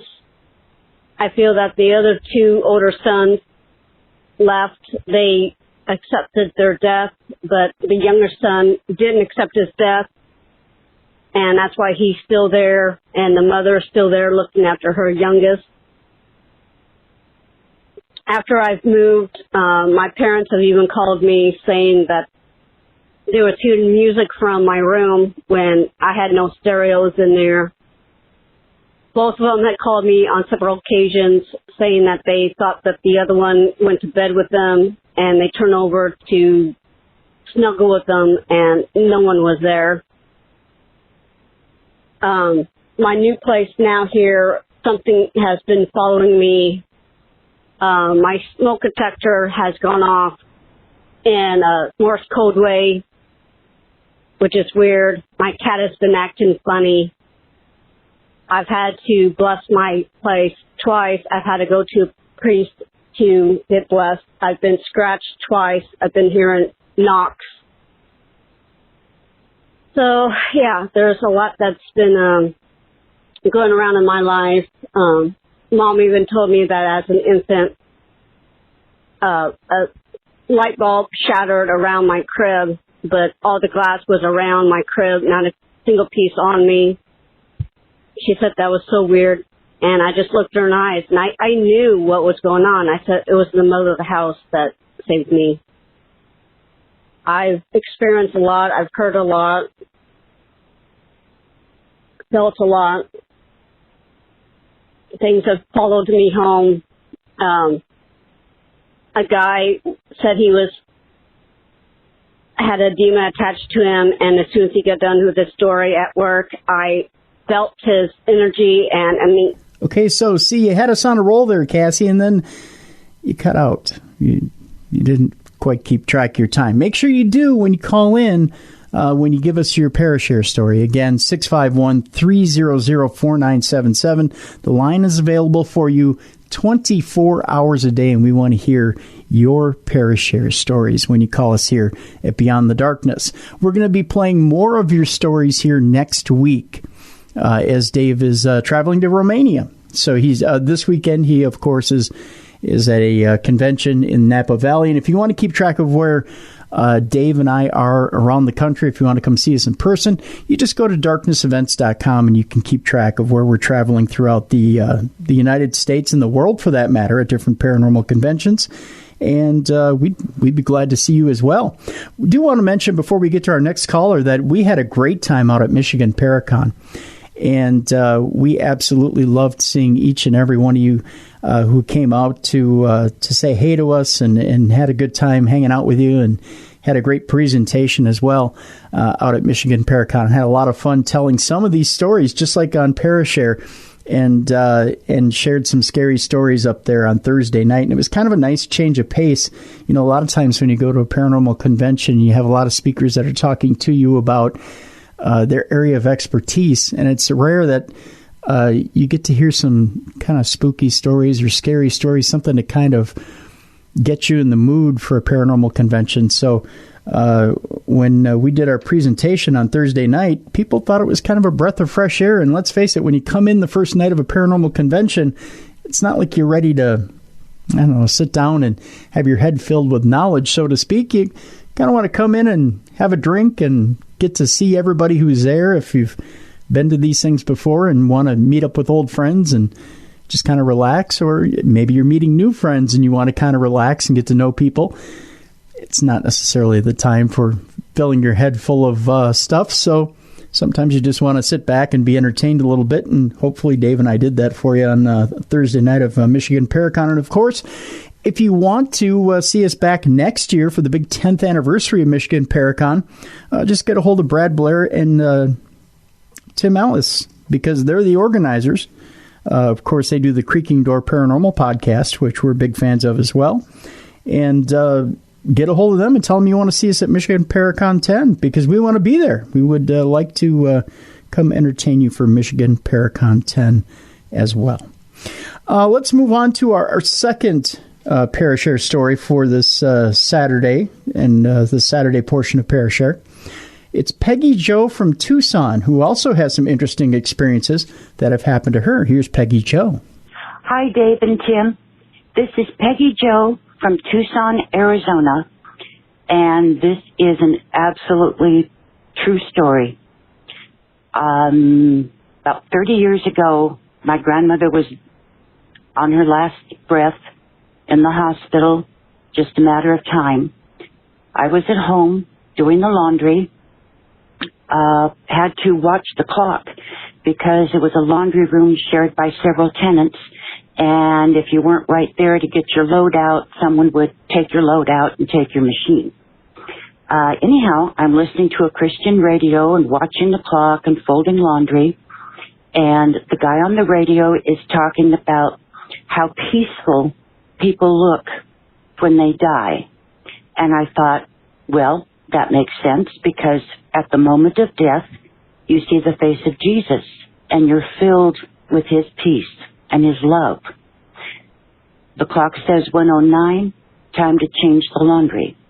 I walk out of the bedroom, down the hall, and before I can turn towards the back door to the laundry room, a man standing in my living room reading a book says, "Not just at the moment of death, but from then on."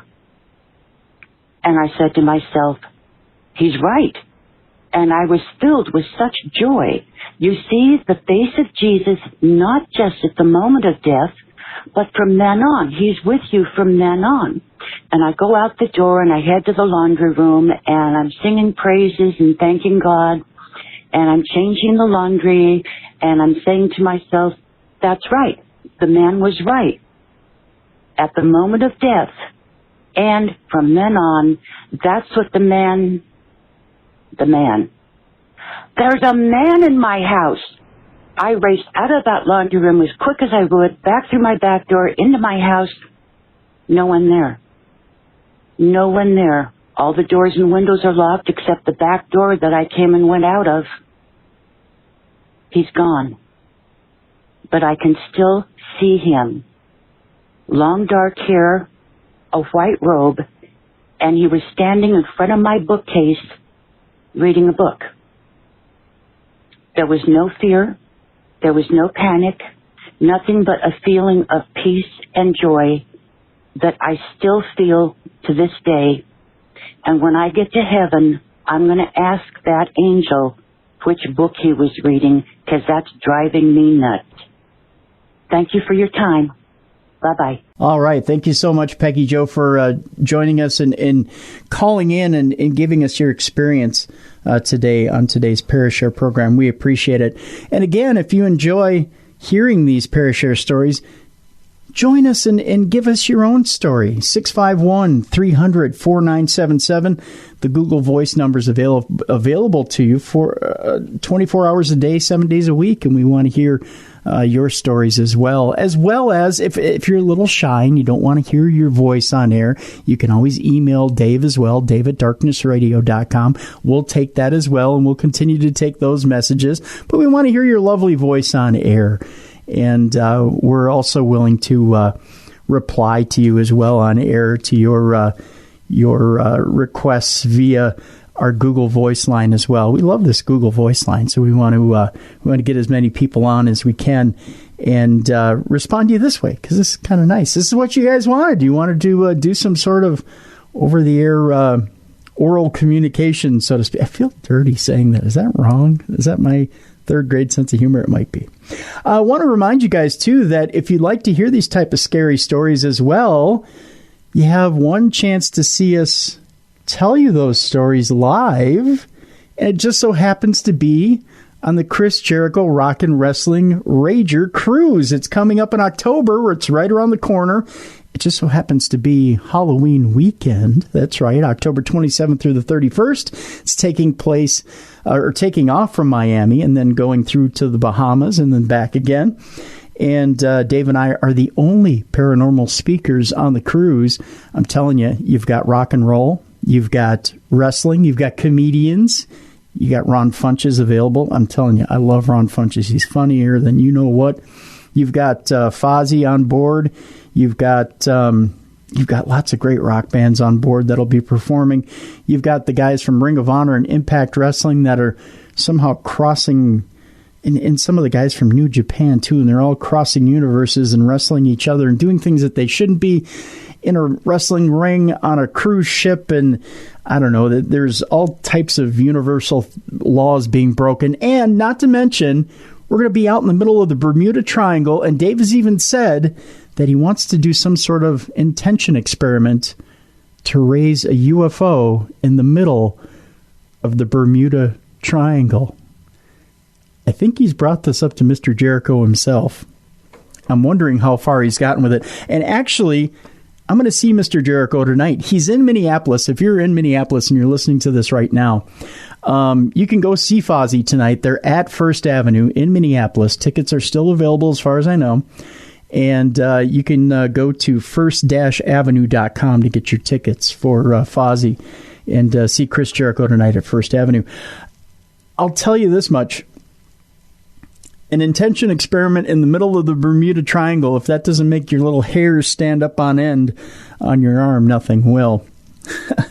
But this brings me to my next caller, which is Wayne from Chicago. Wayne, my main man, Wayne, I think he thinks that I'm a little more skeptical of UFOs than I am. I'm just saying, Wayne, I've never had an experience, but when I listened to this call, I was intrigued, and it's time now for you to listen to Wayne's call. Let's listen to it together because Wayne's had some very interesting experiences. Here's Wayne from Chicago and his encounter with aliens. Hey, what's up, my main man, Tim and Gabe. This is Wayne BP calling again from outside of Chicago. In the mid-90s, I lived in North Aurora, across from Fermilab, where they collide atoms underground, like the CERN facility. And one night, I saw a black, silent triangle with 3 red lights fly about 400 feet over me into Fermilab. At the time, I thought it was aliens, but now I know it's called the TR-3B, and we made it with reverse technology from one of the many extraterrestrials that visit our planet, and some that control it. But I don't know which one we got it from. Anyways, around that same time, I saw, all my friends would make fun of me because I'm so into the UFO scene, and I always talk about it because I've seen them. And once you've seen them, you change forever. You're a believer. Anyways, it looked like a star moving, and I thought to myself, I'm going to go get all my dumb, drunk friends to come see this. And when I thought that, it dimmed out. So I knew from books I've read that they were reading my thoughts. So I said, okay, I won't show them. And it got bright again. So I said, you could come pick me up if you don't show your face. And I'd say about a week later, I'm sleeping, and I'm, you know how you're like waking up, you can hear noises around you? I hear this weird buzzing noise. I haven't opened my eyes yet. I think my alarm clock's malfunctioning or something. I open my eyes, and I could only move my eyes. I couldn't move anything else. And next to my bed was a being with its head blurred out. Almost looked like pixelation you'd see on TV if someone like flashes the camera or whatever. And I remember a skinny, dark gray body, and I remember thinking to myself, if it shows its black eyes, I'm going to be scared. And that's the last thing I remember. They probably took me somewhere. Who knows what they did, because I don't remember. It kind of makes me mad, because they're still interacting with me, but they only let me remember seeing their ships. Anyways, yeah, love you guys. I was just joking, by the way, Dave. Take care. Later. All right. Thank you, Wayne, very much for that phone call. And I'll tell you what, Wayne, it's not that I don't believe in aliens. I know I've been very skeptical, and I know I say it's like 90 to 95% is what I believe out there in the skies is man-made. And I really do believe most of it is government, either our government or other governments out there, and man-made machinery, and us testing spacecraft for whatever reason, whether it be military, whether it be for housing our people to eventually move them for one reason or another. I truly do believe that, and this is going to seem, I know it's a paranormal show, and you may think that any theory could be off the rails, so to speak, but here's my theory as far as the big, I guess, triangular ships that you see, the huge ones that are as big as football fields. I really do believe that we are working on some sort of a transport system in case things do go belly up with this planet, that we do recognize that we are, and I'm not getting into political things by saying this, that we're a virus on the face of the earth. That I don't think our planet is overrun. It's overpopulated. And I think we're using up its resources faster than we can imagine. And that's not saying one thing or another about whether you believe in, whether you call it global warming or over, whatever term you want to throw at it. It's simply this, is that we've overrun the planet and we're a virus on the face of the planet. And I think our government leaders know that. And I think eventually they know that we're going to have to, maybe not now, maybe not in 50 years, maybe in 75 years or so, maybe 100 years, we're going to have a section of our planet that will have to find a way out of here. It may have to be the more privileged of our society that will have to find a way out of here, because I don't think it's going to be a cheap solution. And in that, they're building these constructs to find a way out of here, get a way out of here, if they ever do find a planet, or if they have found a planet that's hospitable and suitable for us to move to. Now, there is no place like home. There is no place like Earth, obviously, but they have said they've found other planets that are, 50 light years away, 40 light years away, whatever it is, as they look out there to find other grounds that are hospitable for us to live on. Who knows? Maybe I believe that that's what those ships are. I don't think that a lot of these crafts that we're seeing are alien in nature, although Wayne did bring up an interesting point that he thinks that a lot of this technology was given to us by aliens, and we've kind of built on that. And I can see that.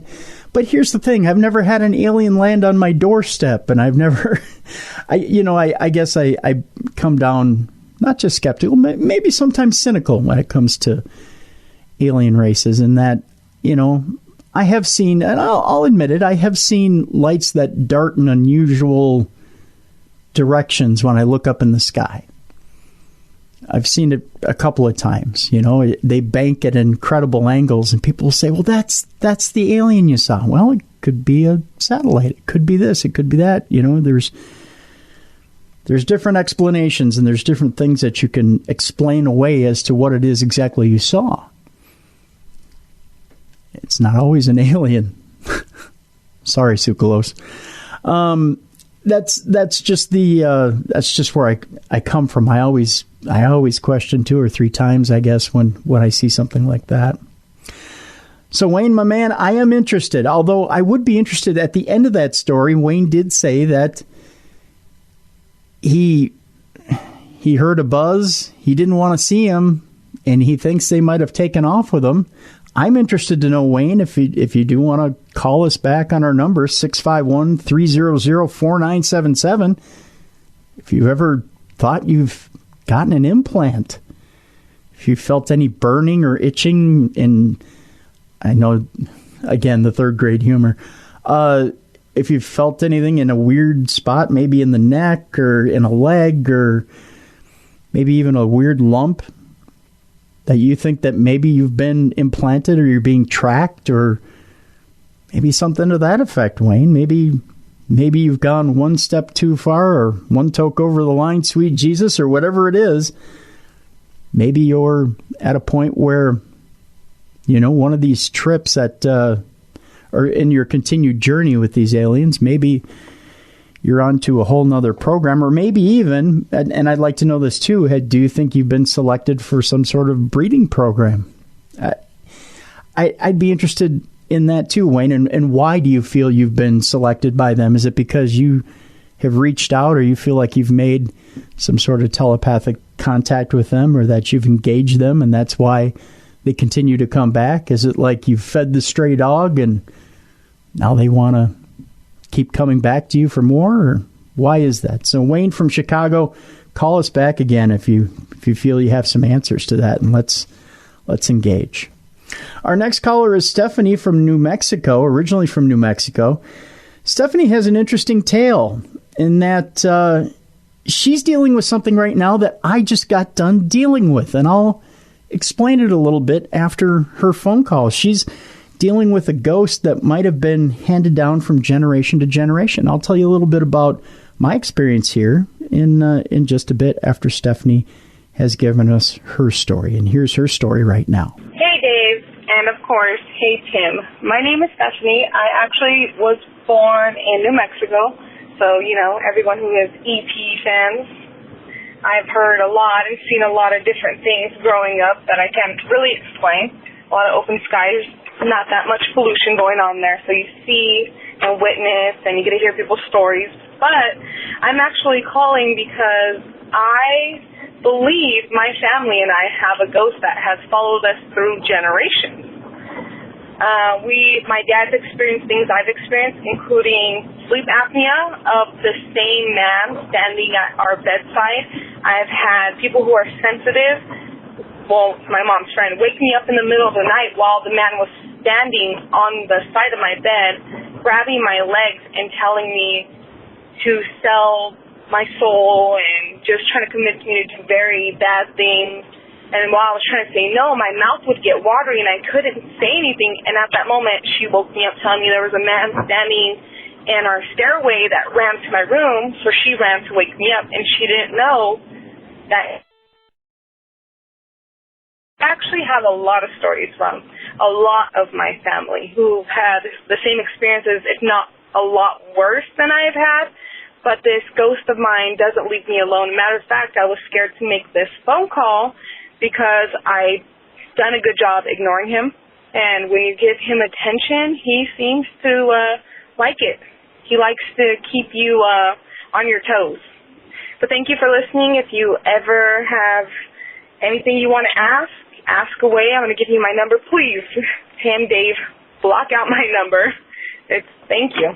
All right. Thank you, Stephanie, very much for the phone call. We appreciate it. Here's the deal. Now, you had mentioned that you thought this ghost had been handed down from generation to generation. And on the show in the past, I know Dave's kind of poo-pooed it a little bit and talked about he didn't really believe in curses. He thought it was all in your head and blah, blah, blah.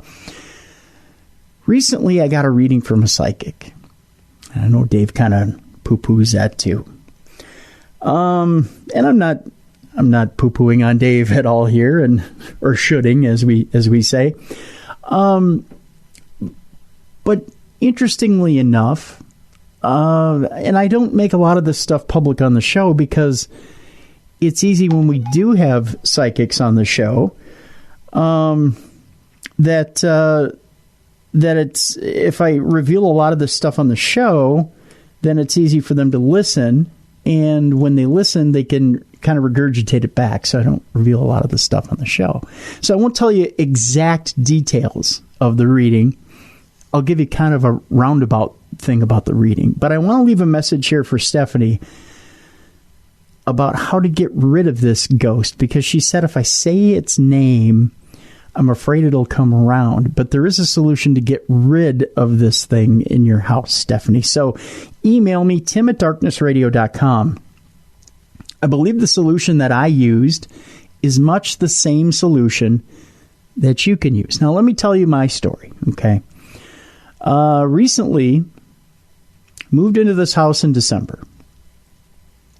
And in my basement, as you might have seen on social media, I built the studio that I'm talking to you from now in the bedroom in the basement. And it's a small bedroom, small comfy little studio, and I've kind of customized it to make it my own. And every once in a while I get Dave over here. It's kind of nice. And we live on opposite ends of the earth, so that's why we get each other in here every once in a while. And but it's had kind of an odd vibe to it. And I couldn't really explain it, what the odd vibe was, but some weird stuff started happening. So in my basement, I would be upstairs and I would hear some odd things. Like I would hear people walking around downstairs, but nobody was downstairs. Nobody in the house. I'd think that was weird. And I'd go downstairs, or I'd say hello, or I'd hear the adjacent door to the garage close, and nobody was there. I'd go check to see if someone was down there. Or I'd hear the door to the bathroom close. Nobody was in the downstairs bathroom. So I'm thinking, okay, this is weird. One night I'm sitting upstairs, I'm watching television, and I hear this crash. And I hear glass explode. And I'm thinking, okay, that's just weird. I go downstairs, and I have like a picture box that has stuff from my grandfather's funeral in it, which you all know, Intern Yoko made it for me. It's got my grandfather's funeral notice. It's got a shell casing from his funeral. He had a military funeral. He was in World War II, served in the Army and in the Navy. It's got a couple of different patches from the Army and the Navy. The only thing it didn't have was his picture in it, and I do have his picture in my studio. And it was like somebody had ripped this thing off the wall. And there's a pool table in my basement that it came from that. I'm renting the house, so there's a pool table in the basement that's the landlord's that came with the house. It's a nice pool table too. I'm not going to lie. It's kind of fun. But there's a space of about, I'd say about 3 feet, 2 to 3 feet between the pool table and the wall. And perfectly centered right between the pool table and the wall is this huge frame laying face down. Like somebody had taken it off the wall, slammed it down onto the floor, boom, it's exploded. I mean, the frame is exploded. The glass is exploded all over the floor. Like somebody slammed it down in anger. I'm thinking, this is just weird. So I look, and on the wall, the nails are still intact in the wall, and I took pictures of it. Now, as I see this, I go running over to the adjacent garage door thinking, well, maybe somebody came in through the garage. Garage door is locked. I look at the only window which you can get in, from the street. Nobody's touched the window. Curtain rods are still intact. Nobody's come in the house. This thing just came off the wall by itself, slammed on the ground. So now things are getting kind of weird. Now I'm not freaking out because, let's face it, I mean, I don't want to sound like, I got a set of nuts the size of bowling balls or anything, but because I don't. It's alarming, but I'm not going to curl up in a ball and die in the corner of my closet or corner of my basement or anything like that. It's alarming. Okay? So I thought, well, stuff has got to get done with this, or I got to figure out what to do about this. And I thought, when I get to Michigan Paracon, I'll just pull a couple of buddies aside and talk to them about it and see what they say. A few weeks down the road, I come into my studio, and this is what's kind of alarming. I come into my studio, and I'm about to do some work. I'm about to do taping with Dave, and sometimes what we'll do is we'll do back-to-back tapings of the show. We'll do a Saturday show and a Sunday show together sometimes if time, permits. So some days we'll do a Saturday show and then a Sunday show, but other days we might tape back to back if schedules are hectic. And we were going to tape back to back one day. I walk into the studio, and I don't ever lock my door. Not ever. I just have a thing about not locking the door. I'm claustrophobic, first of all, and the room is a little small. So, I just choose not to. So, I don't lock the door. And in fact, I left it open just a crack because there wasn't anybody home. There's nobody home here. So, I start to set up and get things set up. And before I know it, I hear click, click. And I look over at the doorknob, and not only is the door shut, but the door's locked behind me. And I go to open it because I hear a dun dun dun dun. It's intern Yoko. Dun dun dun dun. Hello, hello, hello. And I go, hello. And I went, holy crap, the door's locked behind me. I didn't lock it. And I know I didn't lock it. It wasn't one of those things where, I might be, in my old age forgetful and thinking that I might have locked it behind me. I don't ever lock that door. Ever, because of my claustrophobic issues. So now the door's locked behind me. So now it just feels weird, because when I heard the door locked behind me, I then heard some walking outside of the door. And I had asked her, were you here before? Were you walking around? Did you happen to walk in and lock the door? No. Nothing. No, I just got here. Okay. Mm-hmm. So things are getting weird. So I talked to Tim Shaw, Reverend Tim Shaw, who's a good friend of ours and has been on the program before. And I said, in the studio to my right, and I'm looking at it right now, I have a closet. And in the closet, both doors are mirrored. And about a year and a half ago, we got a care package from Sonia Broche. And she said if there's anybody who's ever in need, she sent us a care package of salt and holy water and medallions. And because we get calls from people who obviously are in need, who may feel like they're either not necessarily possessed, but maybe having issues with entities that aren't necessarily nice or whatever. And we, go and help people in need quite often. So I have it sitting on the top shelf of my closet. So I started thinking to myself, well, when did this start acting up? Well, I had this care package. Initially, it wasn't in the closet. I had it stored elsewhere. But I decided to put it in the studio and put it up in the closet. A mirrored closet, by the way, where the mirror is on the outside of the closet. And you know what they always tell you, that portals tend to be in closets, or they tend to be in, which I always thought that was kind of funny. I don't know why, that portals are in closets. Okay. And then this one happens to have a mirror, and you know the old saying about mirrors. And especially if you've seen the new movie The Nun, you talk about covering up mirrors.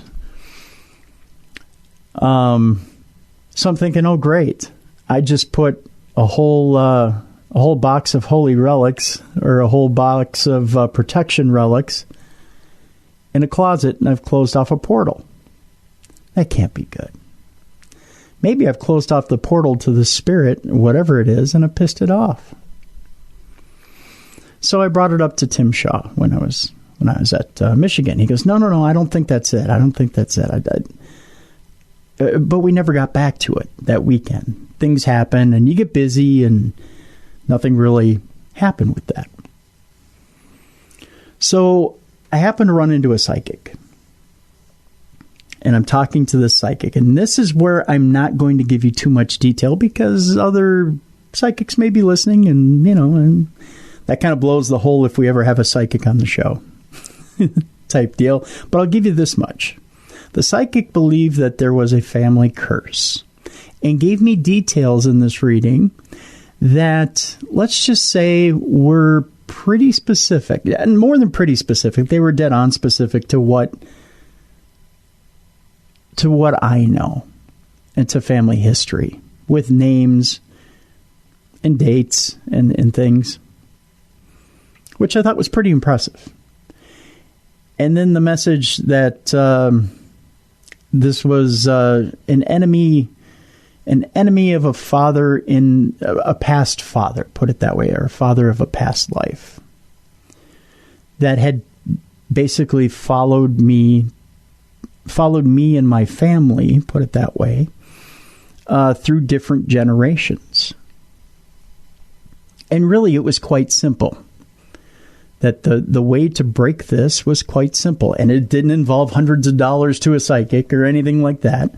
It just involved one simple ritual and I shouldn't even put it as ritual because that's going to draw the ire of Catholics everywhere, which I consider myself one.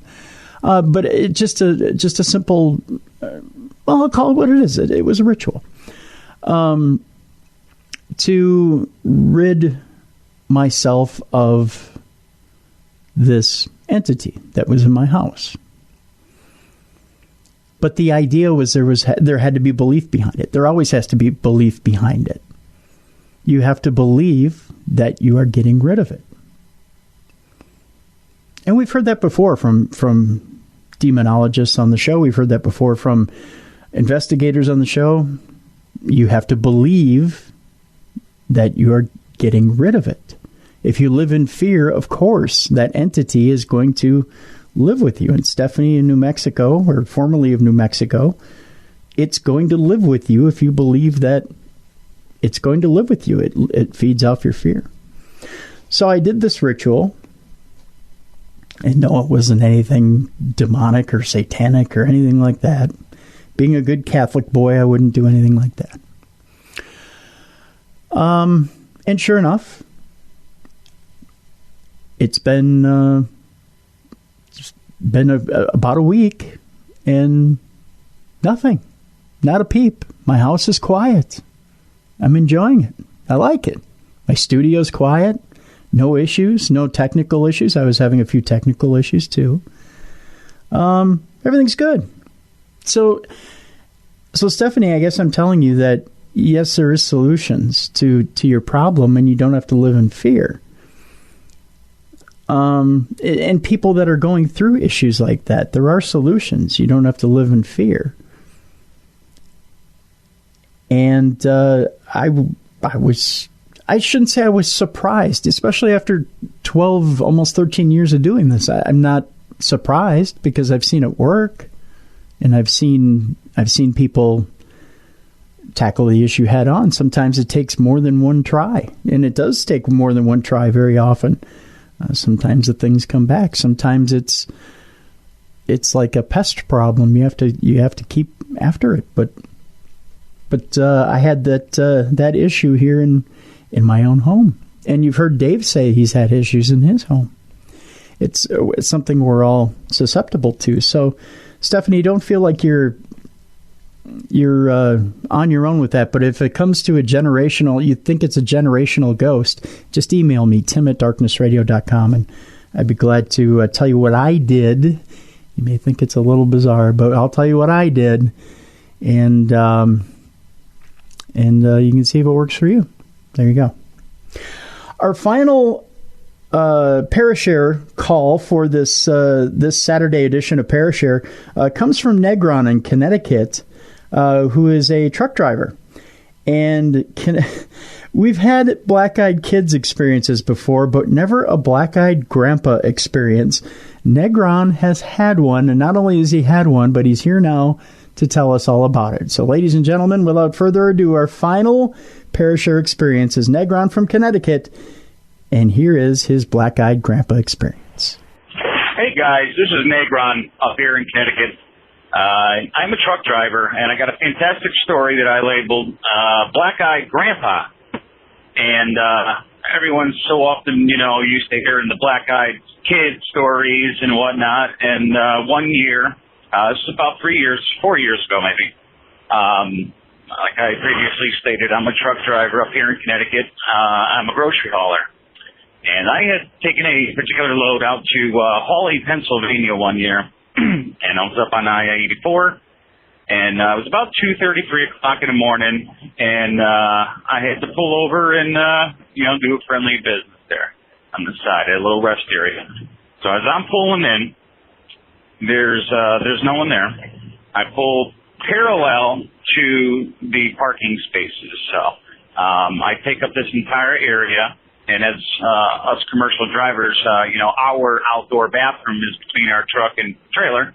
And so I got out, I left the truck running, I, turned my headlights off, and so I have all my running lights going on at this point. I exit the truck, I get to the passenger side between the tractor and the trailer, and halfway through, I feel a tap on my shoulders, and it startled me. I leaped all over my darn self, and when I turned around, there was an older gentleman. He had asked me, "Sir, I have lost my dog. Could you help me?" And I said a few syllables towards him, and, you know, he scared the heck out of me. And I said, "Hold on a minute." So, you know, I flip zip and turn around, and this gentleman's gone. Literally within seconds. I can't see him. Now, it's dark out. 3:30, you know, in the morning. And I'm looking around. So I break the driver's, the blinker arm there, and, you know, being so frantic trying to find the headlights, I finally turn the headlights on, and lo and behold, there is this old man who is standing right in front of me, about 10, 15 feet directly in front of my tractor. Okay? And the eyes, that was what I zoned in on first, because it was something that, like, I have never seen in my life before. This gentleman had the most blackest eyes, as if there was just an empty vessel standing in front of you that was just lifeless, man. Like a million-mile stare, man, just right at you. Blank face, blank expression, no emotion, just morbidly dead and black. And the moment I saw that, boy, I got out of there. Needless to say, I got the hell out of Dodge. I'm sitting here, man, I'm shifting and grinding and chirping and skipping all sorts of shit for my gears. I finally get out of there. I'm panicking, all sorts of weird crap going on. And I had about an hour to get to my stop. I get to the store. The gentleman sees that I'm terribly disturbed. Something's on my mind. And he says, "Boy, what is your deal, man? You act like you done seen a ghost, like you're looking around the corners before you enter them and all sorts of crap. What are you doing?" And so I says, "You know what, man? This may sound very strange to you, but I really got to get this off my chest, and I'm not the kind of individual to go, you know, and share this type of stuff. You know, this is the first time anything like this has ever happened to me, but I got to get it out." So I go into this telling him this entire story, and towards the end of it, he's actually like kind of chuckling, and, you know, and I'm finding this disturbing, okay? And I ask him, "What is your deal?" "Well, this ain't funny, man." He says, "Hey, by any chance did you happen to see, when you were at that rest area, that, you know, when you look down that cliff, down that mountain, there's all this lights on, like a little village?" And I says, "Dude, I wasn't sightseeing, man. You know, I was literally here for a reason, not a season, you know?" And I get, you know, he gets to telling me that that's where he grew up. It was a little tiny town down there, and that's where he grew up. And that when he was a child, this was before 84, you know, I-84 came through there. There was, the top of this mountain was a summit called Prospect Summit or whatever, something like that. And so this gentleman grew up down there. People used to go up to the top of this mountain and have picnics and, you know, what have you. There's a couple picnic tables up there, I guess, that were up there. And I guess one year, that man had gone up there with his dog, and they got trapped by a really bad storm. And they got forced to come back down, and unfortunately they got caught up in a mudslide, and I guess they perished, him and the dog. And he ended up, you know, they lost their lives, and that was the end of that. And I'm not the first person who's, I guess, come up with this same experience of this man asking for help, you know, from people who are at the rest area at a certain time of the day. And so, yeah, that's my story of Black-Eyed Grandpa. Needless to say, I've never gone back to that area. I don't plan on it. I came back that day and told dispatch, "Don't you ever send me to the store ever again, or you can have my key and badge." And they had asked me why. I told them briefly what happened, and they thought it was very comical, but I didn't. But that's my story. I'm a long-time listener. This is Negron, truck driver up here in Connecticut. And thank you very much for doing everything that you guys do out there for people, helping them out. And, thank you very much. Take care. All right, Negron, thank you very much for that. I don't know that I could... I might have to borrow the Black-Eyed Grandpa's Depends, because I probably soil myself as well, having run into a Black-Eyed Grandpa. I don't think I could deal with that. 651-300-4977 is the number if you want to join in on the Parashare Fund for next week. 651-300-4977. That's the number. 24 hours a day, 7 days a week, if you want to leave your story with us. And, of course, you can hear yourself right here on Beyond the Darkness next Saturday, where I'll be taking over as well. Dave will be gone to Romania. And if you want to join us around the country or around the world on any of our paranormal adventures, just a reminder, darknessevents.com is where you want to go to figure out where you can meet myself or where you can meet Dave around the country or around the world, darknessevents.com. One more time, that number, 651-300-4977. And a reminder, if you want to hear some of these stories live and in person, you can do so on the Chris Jericho Rock and Wrestling Rager Cruise. That's coming up October 27th through the 31st. There's less than 100 cabins left. Dave and I are the only paranormal speakers on the event, but listen to this. Not only are we going to be telling some of these scary stories, but we're going to be on a cruise ship that's headed right to the center of the Bermuda Triangle. We're also going to be doing an intention experiment, or at least we're lobbying to try and raise a USO, an unidentified submerged object. That's right. We're going to try and raise an alien in the middle of the Bermuda Triangle. And we've got a lot of stuff going on as far as the paranormal goes right before Halloween, right there as we sail from Miami to the Bahamas. That's all going on October 27th through the 31st. Less than 100 cabins are available right now. Go to chrisjerichocruise.com. Reserve your cabin right now as they're going quickly. So do that right now and join us out there on the high seas. There's rock and roll, there's wrestling, there's paranormal. You can't go wrong. It's a vacation of a lifetime. If you want to catch Chris Jericho tonight and you're in the Twin Cities, go to First Avenue. Fozzy is playing tonight. If you want to hear some great rock and roll, if you want to see a rock star in his element, Chris Jericho is in the Twin Cities at First Avenue. So it's first-avenue.com for tickets, or you can get them at the door as well. They also have VIP packages if you want to check out Fozzy beforehand, and an exclusive sound check. They got all kinds of things. You get exclusive merchandise shopping. You get to see the band play some classic songs along with some rare songs in their sound check. You get to meet the band, take pictures, get some autographs. It's quite the deal. So they have a VIP experience as well. Check it out online. So go to either FozzyRocks.com or to first-avenue.com. Get your tickets there. And go see Fozzy tonight if you're in Minneapolis. So there you go.